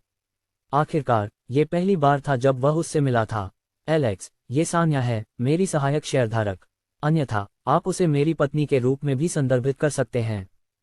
नमस्ते मैडम। एलेक्स ने जल्दी से अपना हाथ बढ़ाया और सान्या का अभिवादन किया। उसने कभी उम्मीद नहीं की थी कि विवान कंपनी का दौरा दूसरे शेयरधारक के साथ करेगा। इसके अलावा, उसने कभी उम्मीद नहीं की थी कि उनके बीच ऐसा संबंध होगा। खैर, यह उसके लिए वास्तव में मायने नहीं रखता था। जब तक वे दोनों उसके साथ अच्छे संबंध में थे, वह उनके लिए पूरी मेहनत से काम करने के लिए तैयार था। चलो चलते हैं। मैंने पहले ही स्क्रिप्ट लाकर रखी है जो मैंने आपको बताया था कि मैं आज लाने वाला हूं। विवान ने कहा। ठीक है, एलेक्स ने कुछ उत्सुकता से उत्तर दिया। हालांकि वह सुनिश्चित नहीं था कि विवान द्वारा लाए गए स्क्रिप्ट अच्छे होंगे, उसने फिर भी उस पर विश्वास करने का निर्णय लिया। फिर उसने विवान और सान्या को कंपनी के अध्यक्ष के लिए निर्धारित कार्यालय की ओर ले गया। जब विवान ने रोज एंटरटेनमेंट कंपनी का नियंत्रण संभाला था, तब पहले से ही कंपनी में कुछ शेयरधारक थे। वह गंजा आदमी, जो सबसे बड़ा शेयरधारक था, वह उस समय कंपनी का अध्यक्ष भी था। लेकिन फिर, जब विवान ने कंपनी के अध्यक्ष का पद संभाला, तो उसके अलावा और कोई शेयरधारक नहीं था, सान्या भी नहीं। इस प्रकार, पिछले महीने के दौरान अध्यक्ष का कार्यालय खाली रहा था। यहां तक कि विवान भी यहां नहीं आया था क्योंकि उसने ऐसा करने की आवश्यकता नहीं समझी थी। ये कार्यालय भव्य था। यहाँ की सजावट वास्तव में आंखों को आकर्षित करने वाली थी। ये स्पष्ट था कि जिस व्यक्ति ने कमरे का नवीनीकरण किया था, वह एक शीर्ष स्तर का डिजाइनर था। और वह गंजा आदमी भी एक विलासिता पसंद करने वाला व्यक्ति था। अपनी सीट पर बैठने के बाद, विवान ने अपना समय बर्बाद नहीं किया। उसने अपनी जेब में रखे फ्लैश डिस्क को निकाला और उसे डाल दिया। इसके बाद, उसने कंप्यूटर का संचालन करना शुरू किया और जल्द ही, उसने स्क्रिप्ट को खोलने में सफलता प्राप्त की जो उसने पहले ही फ्लैश डिस्क में अपलोड की थी। इसके बाद, उसने कंप्यूटर के मॉनिटर को एलेक्स की ओर घुमाया और कहा, यह है स्क्रिप्ट जिसके बारे में मैं बात कर रहा था। मुझे उम्मीद है कि आप हमारे मुख्य स्क्रिप्ट लेखक को बुला सकते हैं ताकि वह इसे देख सके। इस तरह, वे कम से कम ये सत्यापित कर सकें कि जो लाया गया है, वह संसाधनों को बर्बाद करने के लिए नहीं है। तुरंत, बॉस, एलेक्स ने उत्तर दिया और तुरंत कार्यालय से बाहर निकलकर स्क्रिप्ट लेखकों को बुलाने के लिए दौड़ पड़ा। हालांकि वह इस बात की उम्मीद कर रहा था कि विवान द्वारा लाए गए स्क्रिप्ट की गुणवत्ता अच्छी होगी, उसने स्क्रिप्ट लेखकों को बुलाने की हिम्मत नहीं की। इसका कारण यह था कि वह पहले से ही इसके लिए अभ्यस्त था। जिस कंपनी में वह पहले काम कर रहा था, वहां का बॉस हमेशा इस तरह से काम करता था। जब तक वह स्क्रिप्ट लाता, कोई भी इसकी जांच करने की अनुमति नहीं थी। इसके बजाय, उस विशेष स्क्रिप्ट का उत्पादन तुरंत शुरू करना होता था। कुछ समय बाद, एलेक्स एक बूढ़े आदमी के साथ वापस आया जो चश्मा पहने हुए था। हालांकि वह बूढ़ा था, लेकिन उसकी मुद्रा में ऐसा कुछ नहीं था। ये बूढ़ा आदमी उन स्क्रिप्टों में से लगभग 70% का प्रभारी था जो कभी भी द रोज एंटरटेनमेंट कंपनी द्वारा निर्मित किए गए थे। बेशक, किसी अन्य मनोरंजन कंपनी की तरह, कुछ चीजें उसकी पहुंच से परे थीं। यही कारण था कि वह केवल 70% स्क्रिप्टों से निपटता था। बाकी के लिए, ये या तो उच्च अधिकारियों द्वारा की गई मांगों के कारण था या विभाग में गंभीरता की कमी के कारण। स्वागत है, बॉस। बूढ़े आदमी ने विवान को हल्का झुककर अभिवादन किया। हालांकि विवान ने कंपनी के अध्यक्ष का पद संभालने के बाद से ज्यादा समय नहीं हुआ था, बूढ़े आदमी ने कई बदलाव देखे थे जो आए थे। इतना गंभीर होने की कोई आवश्यकता नहीं है। विवान ने हाथ हिलाते हुए बूढ़े आदमी के इशारे को खारिज कर दिया। हालांकि यह सच था कि वह सम्मान को महत्व देता था, इसका मतलब यह नहीं था कि उसे कुछ इतना अधिक पसंद था। कुछ समय बातचीत करने के बाद विवान को पता चला कि बूढ़े आदमी का नाम एंड्रू है। वह कंपनी में 1 दशक से अधिक समय से था और वह उन कुछ उच्च अधिकारियों में से एक था जिन्हें श्रेयंका ने प्रबंधन में बदलाव के बाद बनाए रखा था। इसके बाद एंड्रू ने विवान द्वारा लाए गए स्क्रिप्ट की समीक्षा की। जैसे जैसे वह स्क्रिप्ट पढ़ता गया, एंड्रू प्रभावित होता गया। उसने ये भी भूल गया कि वह वर्तमान में अध्यक्ष के कार्यालय में है और स्क्रिप्ट पर टिप्पणी करने लगा। वह उन भावनाओं को दिखा रहा था जो उसने अपने अन्य सहयोगियों के सामने कभी नहीं दिखाई थीं। वह अकेला नहीं था, सान्या और एलेक्स भी इसके प्रति जिज्ञासु थे। इस प्रकार दोनों ने भी एंड्रू के साथ पढ़ना जारी रखा। उनके लिए ये वास्तव में एक अच्छी कहानी थी। बस इतना था कि इसमें कोई प्रमुख पात्र नहीं था। ये एक साम्राज्य और विदेशी जाति के बीच की लड़ाई थी। दूसरी ओर एलेक्स ने पहले कई स्क्रिप्ट देखी थीं, लेकिन वह विवान द्वारा प्रस्तुत स्क्रिप्ट से प्रभावित हुए बिना नहीं रह सका। वह पहले से ही बता सकता था कि जब तक चीजें ठीक रहीं, ये एक हिट होने वाला था। बॉस, यह स्क्रिप्ट किसने लिखी है? मैं उस व्यक्ति से मिलना चाहूंगा ताकि मैं उनसे सीख सकूं। जैसे ही उसने स्क्रिप्ट को कई बार पढ़ा, एंड्रू ने विवान की ओर देखा और पूछा। उसकी आंखों में बड़ी उम्मीद चमक रही थी। वह अकेला नहीं था, सान्या और एलेक्स भी विवान की ओर देख रहे थे, यह जानने के लिए कि ऐसा कौन था जिसने ऐसी स्क्रिप्ट बनाई थी। खैर, मैंने यह स्क्रिप्ट कल रात लिखी थी जब मैंने तुम्हारे साथ कॉल खत्म किया था। जब वह बोला, विवान ने एलेक्स की ओर देखा। वह वर्तमान में इन लोगों के उत्साह से चकित था। चूंकि उसने पेशेवर स्क्रिप्ट लेखक कौशल प्राप्त किया था, उसने आकस्मिक रूप से एक स्क्रिप्ट लिखने का निर्णय लिया था जिसे लाया जा सके। दूसरे शब्दों में, ये वास्तव में कोई उत्कृष्ट कृति नहीं थी, लेकिन जिस तरह से इसे प्राप्त किया गया था, वह उससे कहीं अधिक था जिसकी उसने उम्मीद की थी। फिर भी वह खुश था कि स्क्रिप्ट ठीक थी। जब एंड्रू ने विवान के शब्द सुने, तो कमरे में लगभग 1 मिनट तक चुप्पी छा गई। तीनों में से कोई भी वास्तव में विश्वास नहीं कर सका कि विवान वह था जिसने स्क्रिप्ट लिखी थी। विवान ने स्क्रिप्ट को तात्कालिक रूप से लिखा था और सान्या को इस मामले के बारे में सूचित नहीं किया था। परिणामस्वरूप वह ये जानकर हैरान थी कि वह भी स्क्रिप्ट लिख सकता है। उसके मन में वह सोचने से खुद को रोक नहीं सकी कि वह क्या नहीं कर सकता। वह बास्केटबॉल, ड्राइविंग, यहाँ तक कि स्क्रिप्ट लेखन में भी अच्छा था। यह न भूले कि वह व्यवसाय में भी अच्छा था। हालांकि वह लगभग सब कुछ श्रेयंका को संभालने के लिए छोड़ देता है। वह ये सोचकर गर्व महसूस नहीं कर सकी कि विवान उसका आदमी था, और साथ ही उसने ये तय किया कि वह विवान के लिए और भी उपयोगी बनने की कोशिश करेगी। वह नहीं चाहती थी कि वह केवल विवान पर हर चीज के लिए निर्भर रहे। जहां तक एलेक्स और एंड्रू का सवाल है, दोनों के मुंह खुले रह गए। उन्होंने कभी नहीं सोचा था कि उनका बॉस इतना कुशल है। इसके अलावा जब विवान ने कहा कि वह कुछ स्क्रिप्ट लाएगा ताकि गुणवत्ता की कमी को दूर किया जा सके, एलेक्स ने कभी नहीं सोचा था कि विवान वह होगा जो उन्हें लिखेगा। एंड्रू दूसरी ओर पहले से ही अपने आप पर संदेह करने लगा। वह पहले से ही इतना बुरा था, लेकिन वास्तव में एक युवा के साथ प्रतिस्पर्धा नहीं कर सका। ऐसा लगता था कि बुजुर्गों को वास्तव में रिटायरमेंट पर गंभीरता से विचार करना चाहिए, लेकिन फिर भी वह अपने जुनून को छोड़ने वाला नहीं था। ये कुछ ऐसा था जिसे उसने युवा होने से ही पसंद किया था। एक ही समय में वह सोच रहा था कि क्या विवान ने कहा था कि उसने एक ही रात में स्क्रिप्ट लिखी थी, ये सच था। लेकिन अंत में उसने इसे एक तरीके के रूप में खारिज कर दिया कि विवान उस खूबसूरत महिला के सामने बड़ाई कर रहा था। उसने विवान को चमकती आंखों से देखा और पूछा, बॉस, क्या आप मुझे अपने छात्र के रूप में ले सकते हैं? विवान ने कभी नहीं सोचा था कि एंड्रू स्क्रिप्ट लेखक के रूप में उसे छात्र के रूप में लेने के लिए गंभीर था, लेकिन उसके चेहरे पर उस समय जो अभिव्यक्ति थी, उसे यकीन था कि अगर उसने सिर हिलाया तो ये बूढ़ा आदमी खुशी से कूद जाएगा। लेकिन फिर भी उसे ऐसा बूढ़ा आदमी शिक्षक के रूप में बुलाना पसंद नहीं था, इसलिए उसने अपने उत्तर में सिर हिलाया। और जब उसने देखा कि विवान का उत्तर नकारात्मक था, तो एंड्रू कुछ हद तक निराश हो गया। हाँ, मुझे लगता है कि मैं अपने आप को आगे बढ़ा रहा था। मैं वर्तमान में बहुत बूढ़ा हूं और मेरी संभावनाएं मेरी उम्र के कारण पहले ही समाप्त हो चुकी हैं। एंड्रू ने सिर हिलाते हुए निराशा में कहा। जब उसने देखा कि बूढ़ा आदमी कितना नाटकीय हो गया है, विवान ने उस पर दया की और कहा, हालांकि आप मेरे छात्र नहीं बनने जा रहे हैं, मैं कुछ समय निकाल सकता हूं ताकि मैं आपको कुछ चीजें सिखा सकूं जो मैं जानता हूं। हाँ, जैसे ही उसने ये कहा, एंड्रू के चेहरे पर दुखी अभिव्यक्ति तुरंत गायब हो गई और उसने हवा में अपनी मुट्ठी मारी। वह वर्तमान में इतनी खुश था कि उसने भूल गया कि विवान अभी भी उसके सामने था। एक पल के लिए विवान ने शपथ ली कि उसने एंड्रू की आंखों में एक शरारती चमक देखी। ये पता चला कि यह आदमी वास्तव में उसे सिखाने के लिए सहमत कराने की कोशिश कर रहा था। यदि संभव हो तो विवान शर्मिंदा होकर अपने शब्दों को वापस लेना चाहता था, लेकिन कंपनी के अध्यक्ष के रूप में उसके शब्दों का बहुत महत्व था और वह बस स्वतंत्र रूप से नहीं बोल सकता था। मुझे लगता है कि मुझे यहाँ सावधान रहना होगा। ये एक मनोरंजन कंपनी है जहाँ लगभग हर कोई अभिनय में अच्छा है, विवान ने अपने आप में सोचा। साथ ही उसने इस चालाक बूढ़े आदमी के शब्दों और कार्यों पर नजर रखने का मानसिक नोट बनाया। ठीक है, मुझे उम्मीद है कि तैयारी जल्द से जल्द की जा सके ताकि स्क्रिप्ट का निपटारा किया जा सके।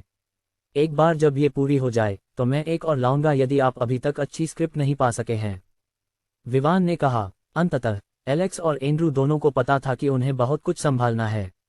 परिणामस्वरूप उन्होंने विवान से सहमति जताई और तुरंत कार्यालय से बाहर निकलकर अपने मुद्दों को संभालने के लिए चले गए। जब केवल वे दोनों कार्यालय में रह गए, सान्या ने डेस्क पर बैठकर विवान की ओर गहराई से देखा। ऐसा लगता है कि आप रहस्य रखने में अच्छे हैं, उसने एक पल एक दूसरे की आंखों में देखते हुए कहा। ऐसा लगता है कि आप रहस्य रखने में अच्छे हैं, उसने एक पल एक दूसरे की आंखों में देखते हुए कहा। विवान एक पल के लिए चुप रहा। हालांकि यह सच था कि वह सान्या से प्यार करता था, ये भी सच था कि वह उसे सब कुछ नहीं बताने वाला था। कुछ बातें ऐसी थीं जिन्हें रहस्य के रूप में रखना आवश्यक था, ये देखते हुए कि वे कैसी थीं। इसका एक उदाहरण था सिस्टम। यहाँ तक कि वह खुद भी वर्तमान में सिस्टम के पीछे के रहस्यों को नहीं जानता था। उसे यकीन नहीं था कि अगर सान्या इसके बारे में जान गई तो क्या चीजें उसके लिए ठीक चलेंगी या नहीं। इसके अलावा सिस्टम का अस्तित्व खुद एक अविश्वसनीय बात थी, और कभी कभी ये हमेशा अच्छा होता है कि आप अपने सभी तासीरों को उन लोगों के सामने न प्रकट करें जिन पर आप सबसे अधिक भरोसा करते हैं। आखिरकार शायद सान्या अपने रहस्यों को उसके दुश्मनों से छिपाना नहीं चाहती थी, लेकिन कौन जानता था कि उसके दुश्मनों के पास उसे जानकारी निकालने के तरीके हो सकते हैं। यदि किसी व्यक्ति की यादें सील करने के तरीके मौजूद हैं तो कौन कह सकता है कि यादें निकालने के लिए तरीके नहीं हो सकते। जैसे एक क्लिच लाइन, मैं ये तुम्हारी सुरक्षा के लिए कर रहा हूँ। यही कारण था कि विवान ने खुद को इस बारे में बताने से रोका। बेशक ये एक स्वनिर्मित कारण था, ये सच है या नहीं यह अनुत्तरित रहा। वास्तव में मुझे कल रात स्क्रिप्ट लिखने की एक प्रेरणा मिली। मैंने सोचा कि मनोरंजन कंपनियां पर्याप्त अच्छा प्रदर्शन नहीं कर रही थीं, और जो कमी वे वर्तमान में अनुभव कर रहे थे वह स्क्रिप्टों की कमी थी, गुणवत्ता वाली स्क्रिप्टों की। इसलिए मैंने इसे आजमाने का निर्णय लिया। किसे पता था कि मैं इतना कुशल हूँ, विवान ने कहा। सान्या ने एक पल के लिए विवान की ओर देखा। उसे पता था कि विवान ने जो कहा वह सच नहीं था, लेकिन चूंकि वह उसे सच नहीं बता रहा था इसलिए उसने उसे मजबूर नहीं किया। उसके मन में उसने सोचा कि शायद यह एक कौशल है जो उसने उन वर्षों के दौरान प्राप्त किया जब वे अपनी यादों के सील होने के कारण अलग थे, और शायद इस अवधि के दौरान स्क्रिप्ट लेखन के कौशल को प्राप्त करने का तरीका उसे कुछ याद दिलाता था जिसे वह याद नहीं करना चाहता था, या शायद वह इस समय इसे वर्णन नहीं करना चाहता था। इस प्रकार उसने तय किया कि वह तब तक इंतजार करेगी जब तक वह उसे ये बताने के लिए तैयार न हो जाए कि क्या हुआ। क्या हम यहाँ खत्म हो गए हैं, सान्या ने पूछा। किसी कारण से इस विशेष दिन पर वह काफी अधीर थी। वास्तव में वह तब से रहस्यमय तरीके से व्यवहार कर रही थी जब से वे विला से निकले थे। ये कुछ ऐसा था जो विवान ने उसे ऐसा करते हुए कभी नहीं देखा था। फिर भी वह उसे इस बारे में सवाल करके उसकी प्राइवेसी में दखल देने के लिए तैयार नहीं था। अभी नहीं, मुझे यहाँ अध्यक्ष के रूप में कुछ और चीजें संभालनी चाहिए। इसके बाद मुझे लगता है कि मैं लगभग 1 घंटे में खत्म हो जाऊंगा, विवान ने एक पल सोचने के बाद उत्तर दिया। जब सान्या ने सुना कि वह यहाँ जो करने वाला था उसे 1 घंटे में खत्म कर देगा तो उसने राहत की सांस ली। ऐसा लग रहा था कि वह भी समय के खिलाफ दौड़ रही थी। ठीक है, फिर जितनी जल्दी हो सके जो करना है उसे पूरा करो। इसके बाद मुझे तुम्हें कहीं ले जाना है, सान्या ने रहस्यमय तरीके से कहा। विवान एक पल के लिए चकित रह गया, लेकिन अंत में उसने केवल सिर हिलाया और उसकी सलाह से सहमत हो गया। अंत में उसने उस पर भरोसा किया। शायद कुछ आश्चर्य होने वाला था। विवान और Sanya the Rose Entertainment company में रहे, जबकि वे कुछ ऐसी चीजें संभालते रहे जो केवल वे ही कर सकते थे। चूंकि यह सच था कि द रोज और कलमंड एंटरटेनमेंट कंपनियां जल्द ही विलय होने वाली थीं, वे खुद कुछ ऐसी चीजें संभालने लगे जो प्रक्रिया को तेज करने में मदद करेगी। हालांकि 2 कंपनियों का विलय श्रेयंका द्वारा संभाला जा रहा था, विवान ने सोचा कि वह भी मदद कर सकता है। लेकिन बेशक ये सब तब किया गया जब उसने एलेक्स के साथ द मिनी किंगडम के उत्पादन की व्यवस्था करने के बाद अंतिम क्षण में किया। एलेक्स के अनुसार यदि वे अपने पास मौजूद सभी संसाधनों का उपयोग करते हैं तो वे शायद स्क्रिप्ट के उत्पादन को लगभग 2 महीने में पूरा कर सकते हैं। ये गुणवत्ता को ध्यान में रखते हुए था। इसके अलावा इसमें उत्पादन, विपणन, विज्ञापन और पहले से निर्मित फिल्म की बाजार में आपूर्ति शामिल थी। यह मनोरंजन कंपनी की दक्षता थी। एलेक्स के अनुमान के अनुसार यदि फिल्म में सरल चीजें होती तो शायद वे इसे 1 महीने से भी कम समय में पूरा कर सकते थे। लेकिन फिर भी विवान को 1 या 2 महीने बीतने की परवाह नहीं थी। जब तक कि उसने जो स्क्रिप्ट दी थी वह उच्च गुणवत्ता में निर्मित हो, यही काफी था। जब वे कंपनी से बाहर निकले, सान्या ने ड्राइव करने का निर्णय लिया। जहां तक उन सितारों का सवाल था जो विवान के आगमन का बेसब्री से इंतजार कर रहे थे, वे निराश होने वाले थे क्योंकि विवान उनके सामने नहीं आने वाला था। बेशक यह उसकी योजना का हिस्सा नहीं था, लेकिन ये एक निश्चित जलन भरे व्यक्ति के कारण था जो उसे वहां से जल्दी ले जा रहा था। जब वह कार चला रही थी, विवान चारों ओर देख रहा था। वह सोच रहा था कि सान्या उसे कहां ले जा रही है। जब उसने सड़कों को देखा तो उसे पता चला कि वह काफी परिचित है। वास्तव में उसने पाया कि वे जिस क्षेत्र की ओर बढ़ रहे थे वह एक ऐसा स्थान था जहां वह पहले जा चुका था। बस इतना था कि वह उस स्थान पर कुछ समय से नहीं गया था। दोनों एक झील के पास रुके। ये वही झील थी जहां विवान और सान्या उस समय गए थे जब वे अपने रिश्ते के बारे में गंभीर हो गए थे। वह पहले से ही देख सकता था कि झील पर कई नावें तैर रही थीं। पहले की तरह उसने देखा कि कुछ निश्चित कोनों पर कुछ जोड़े एक दूसरे से मीठे शब्दों में फुसफुसा रहे थे। उसकी भौहें थोड़ी उठ गईं जब उसने सोचा कि सान्या उसे यहां लाने का कारण क्या हो सकता है। पिछली बार के विपरीत इस बार सान्या झील के चारों ओर अन्य जोड़ों पर नजर नहीं डाल रही थी। इसके बजाय उसने उसे चमकती आंखों से देखा और रहस्यमय तरीके से मुस्कुराए। इसके तुरंत बाद उसने उसका हाथ पकड़ा और उसे झील की ओर जल्दी से खींच लिया।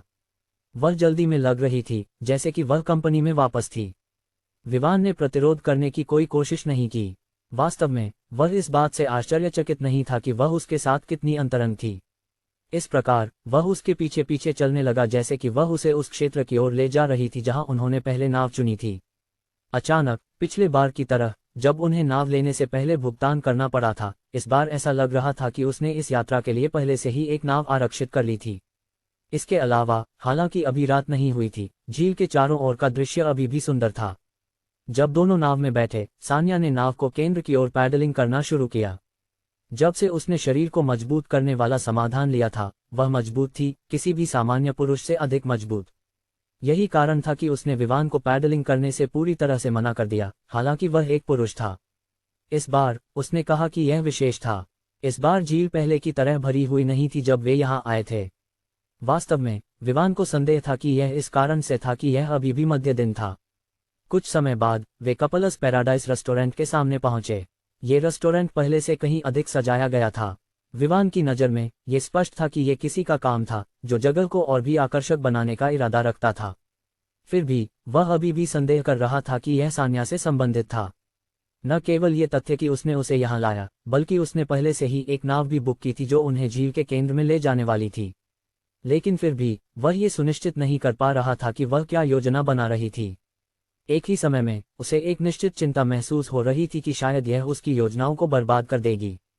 लेकिन फिर भी वह ये सुनिश्चित नहीं कर पा रहा था कि उसकी कौन सी योजनाएं नष्ट होने वाली थीं। जब वे रेस्टोरेंट में पहुंचे तो उसने पाया कि रेस्टोरेंट लगभग खाली था। वास्तव में होटल के कर्मचारी जो वेटर के रूप में काम कर रहे थे के अलावा वहां कोई अन्य ग्राहक नहीं था। हालांकि यह सच था कि यह रेस्टोरेंट शाम के समय हमेशा व्यस्त रहता था, इसका मतलब यह नहीं था कि दिन के समय ये खाली रहता था। लेकिन आज एक अपवाद था। जब दोनों नाव से बाहर निकले तो वे सीधे रेस्टोरेंट के प्रवेश द्वार की ओर बढ़े, और जैसे ही वे दोनों प्रवेश द्वार पर पहुंचे, रेस्टोरेंट के स्टाफ सदस्य तुरंत 2 पंक्तियों में खड़े हो गए। इसके बाद उन्होंने विवान और सान्या को एक झुकाव दिया जैसे ही उन्होंने उनका स्वागत किया। ये एक और चीज थी जो विवान ने पिछले दौरे से अलग देखी। भले ही ये सच था कि वहां एक बदलाव था, क्या ये संभव था कि रेस्टोरेंट का स्वामित्व बदल गया हो? अन्यथा इतनी कम समय में इतनी नाटकीय परिवर्तन कैसे हो सकते थे, और बिना किसी सूचना के? फिर भी विवान को ये सोचने का समय नहीं मिला कि यहाँ क्या हो रहा है। सान्या ने उसे होटल में खींच लिया। ऐसा लग रहा था कि उसने जो कुछ भी हुआ उसे सामान्य मान लिया। इससे उसे ये सोचने पर मजबूर कर दिया कि यहाँ क्या हो रहा है। इसके बाद दोनों उसी परिचित कमरे की ओर बढ़े जहां उन्होंने अपनी पिछली यात्रा के दौरान नाव चुनी थी। जब वे निजी कमरे के दरवाजे पर पहुंचे, सान्या ने एक तरफ बढ़कर विवान को पहले प्रवेश करने के लिए इशारा किया। बिना किसी हिचकिचाहट के विवान ने दरवाजे की कुंडी खींची और दरवाजा खोला। जैसे ही वह अंदर कदम रखता है, उसे रुकने के लिए मजबूर होना पड़ा। सरप्राइज! ये सच था कि विवान ने देखा कि निजी कमरे के अंदर लोग थे, लेकिन वह यह नहीं बता सका कि वे वहां क्या कर रहे थे। फिर भी उसने जो कुछ देखा उससे वह बहुत चौंका गया। ये पूरी तरह से उसकी अपेक्षाओं से बाहर था, क्योंकि ये कुछ ऐसा था जिसे उसने अपनी मां के निधन के बाद से भुला दिया था। इस निजी कमरे के अंदर कुछ लोग थे जिनसे विवान पहले ही परिचित हो चुका था, साथ ही कुछ लोग थे जिनसे वह पहले से ही अच्छी तरह से परिचित था। विलियम और सोमेश्वर शहर से आए लोग आश्चर्यजनक रूप से उपस्थित थे। और यह सब नहीं था, वहां उसकी चाची अनिता और उनके पति अविनाश, उसका चचेरा भाई जोनाथन, कातिलिन और उसके पति दीपिका और यहां तक कि पूजा भी थी। लेकिन विवान को सबसे ज्यादा आश्चर्य इस बात से हुआ कि श्रेयंका भी यहाँ थी। इससे पहले कि वह मनोरंजन कंपनी के लिए जाता, उसने एक दिन के लिए फ्री रहने का अनुरोध किया था और विवान ने उसे अनुमति दी थी। उसने पहले सोचा था कि वह उस मौके का उपयोग अपने घर वापस जाने के लिए करेगी। उसे वहां आए हुए कुछ समय हो गया था और वह उसके लिए काम कर रही थी। हालांकि वह अपने परिवार के साथ संवाद कर सकती थी, कभी कभी ये बेहतर होता कि वे आमने सामने मिलें। लेकिन वह क्या देख रहा था? वह यहाँ थी, जबकि वह उस जगह पर होने की उम्मीद कर रहा था। फिर भी विवान ने निजी कमरे के अंदर लिखे गए शब्दों को एक चकित नजर से देखा। जन्मदिन मुबारक हो विवान, एक लेखन ने कहा। यह कुछ ऐसा था जिसे विवान लगभग भूल गया था, उसका जन्मदिन। जब से उसकी मां का निधन हुआ, तब से विवान ने इस मुद्दे को पूरी तरह से भुला दिया था। उसके लिए यह मायने नहीं रखता था कि यह उसका जन्मदिन था या नहीं। आखिरकार उम्र उसके लिए उस समय केवल एक संख्या थी। पहले, हालांकि वह रॉय हवेली में पसंद नहीं किया जाता था, वह हमेशा अपनी मां के साथ अपना जन्मदिन मनाने के लिए एक छोटी सी पार्टी करता था। लेकिन जब से वह चली गई और उसके पास कोई ऐसा नहीं था जो इसकी परवाह करता, उसने भी इसे अपने मन से निकाल दिया, क्योंकि वह इस बारे में चिंतित था कि वह रॉय परिवार को छोड़ने के बाद क्या करेगा। अब विवान सोच रहा था कि सान्या ने ऐसा कुछ सोचने का निर्णय कैसे लिया। उसने खुद पहले से ही उसके जन्मदिन के दौरान उसे आश्चर्य देने की तैयारी की थी, लेकिन अंत में वह वही थी जिसने उसे पहले ही मात दे दी। जो विवान नहीं जानता था वह ये था कि जब से सान्या की यादें फिर से खुल गई थीं, उसने अंततः विवान के बारे में वह जानकारी प्राप्त कर ली थी जो वह खो रही थी। जब से दोनों ने एक साथ समय बिताया था जब वे छोटे थे, उन्होंने एक दूसरे के जन्मदिन की पार्टियों में कई बार भाग लिया था। इसलिए सान्या पहले से ही जानती थी कि विवान का जन्मदिन कब है। इसलिए उसने अपनी यादें वापस पाने के अगले दिन से ही तैयारियां शुरू कर दी थीं। उसने अपनी जांच की और उन सभी को पाया जिनके साथ विवान का अच्छा संबंध था। इसके बाद उसने उन्हें आमंत्रित किया ताकि वे विवान के साथ इस अवसर का जश्न मना सकें। ये कुछ ऐसा था जिसे उसने करने का निर्णय लिया ताकि विवान को पता चले कि वह अकेला नहीं है। हालांकि उसकी मां चली गई थी, इसका मतलब यह नहीं था कि उसे दूसरों के प्रति ठंडा रहना चाहिए। उसे खुश रहना था। वह नहीं चाहती थी कि वह उस खुशी को खो दे जो उसने हमेशा अपने बचपन में दिखाई थी। यही वह चीज थी जिसे सान्या ने विवान के छोटे और बेफिक्र समय में बहुत पसंद किया था। उसे सभी को याद दिलाने के लिए उसने ये तय किया कि वह उन सभी को आमंत्रित करेगी जो उसके साथ अच्छे संबंध साझा करते थे। लेकिन बेशक उसने किसी को भी आमंत्रित नहीं किया। उसने विशेष रूप से उन लोगों का चयन किया जो विवान के साथ पहले बातचीत कर चुके थे और जिन्होंने उसके साथ अच्छा व्यवहार किया था। यही कारण था कि शंभू, विलियम और सोमेश्वर शहर से आए अन्य लोग यहाँ थे। जहां तक जोनाथन और अन्य का सवाल है, वे वही थे जिनके साथ विवान का गहरा संबंध था। सान्या कमरे में मुस्कान के साथ आई। वह विवान के चेहरे पर चौंकने वाली अभिव्यक्ति देखकर खुश थी। ये कुछ ऐसा था जो देखने के लिए दुर्लभ था। आपको हमारे द्वारा आपके लिए आयोजित किए गए आश्चर्य के बारे में क्या लगता है? उसने पूछा, जबकि उसने विवान का बायां हाथ पकड़ा और उसे पूरी तरह से कमरे में खींच लिया। विवान एक पल के लिए चुप रहा। आश्चर्य ने उसे उन यादों में वापस फेंक दिया जो उसने अपने जन्मदिन मनाने के समय के बारे में सोचा था। उस समय, हालांकि वह और उसकी मां रॉय हवेली में दबाव में थे, कम से कम उस समय वह अपनी मां के चेहरे पर एक वास्तविक मुस्कान देख सकता था। बस अपनी मां के चेहरे पर उस चमकीली मुस्कान के बारे में सोचते हुए विवान का मूड पूरी तरह से ऊंचा हो गया। उसने सान्या की ओर आभार के साथ देखा और कहा, इस सब के लिए बहुत धन्यवाद। साथ ही उसने कमरे में मौजूद सभी लोगों की ओर देखा और उन्हें भी धन्यवाद दिया। हालांकि यह सच था कि उनमें से कुछ यहाँ केवल इसलिए थे क्योंकि उन्हें आमंत्रित किया गया था, फिर भी ये एक तथ्य था कि वे यहाँ आए थे क्योंकि यह एक ऐसा मामला था जो उसके साथ संबंधित था। ये कुछ ऐसा था जिसे विवान ने सराहा। वह हमेशा अपने खिलाफ रहने वालों के प्रति ठंडा रहता था, लेकिन अपने साथ रहने वालों के प्रति गर्म रहता था।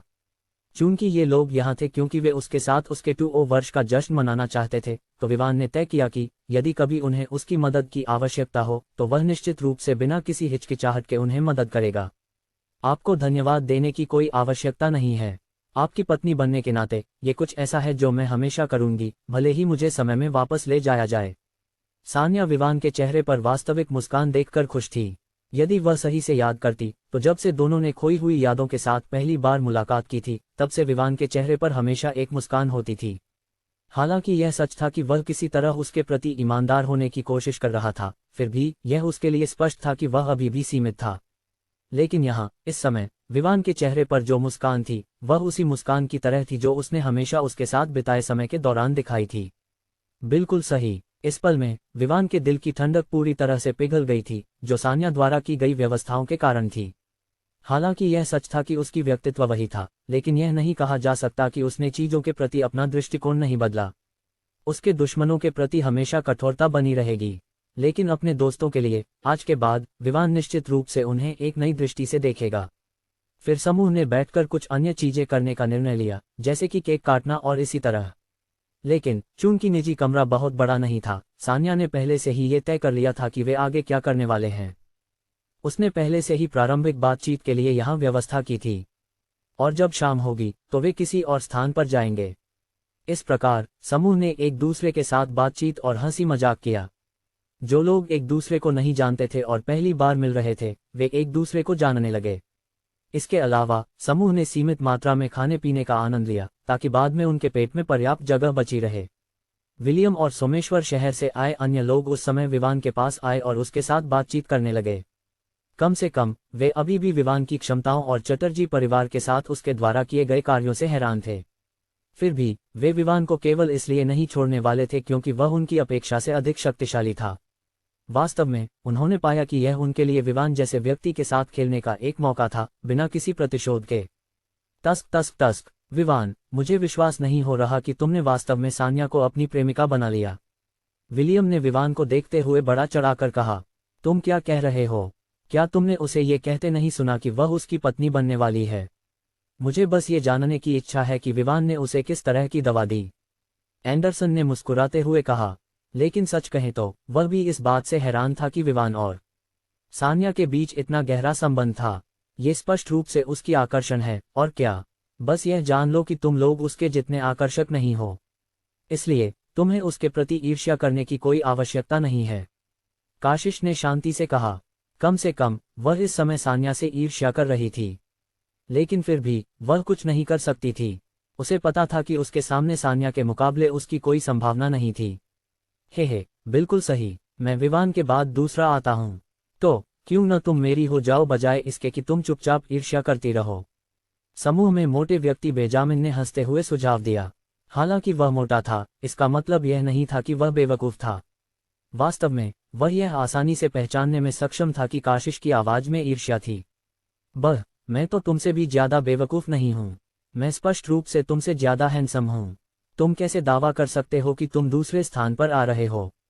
इस्माइल अब और सहन नहीं कर सका और बीच में ही बोल पड़ा। मैं सोच रहा हूं कि तुम दूसरे स्थान के लिए क्यों लड़ रहे हो जब पहले और दूसरे स्थान के बीच का अंतर अकल्पनीय है। विलियम ने अपनी आंखें सिकोड़ते हुए कहा।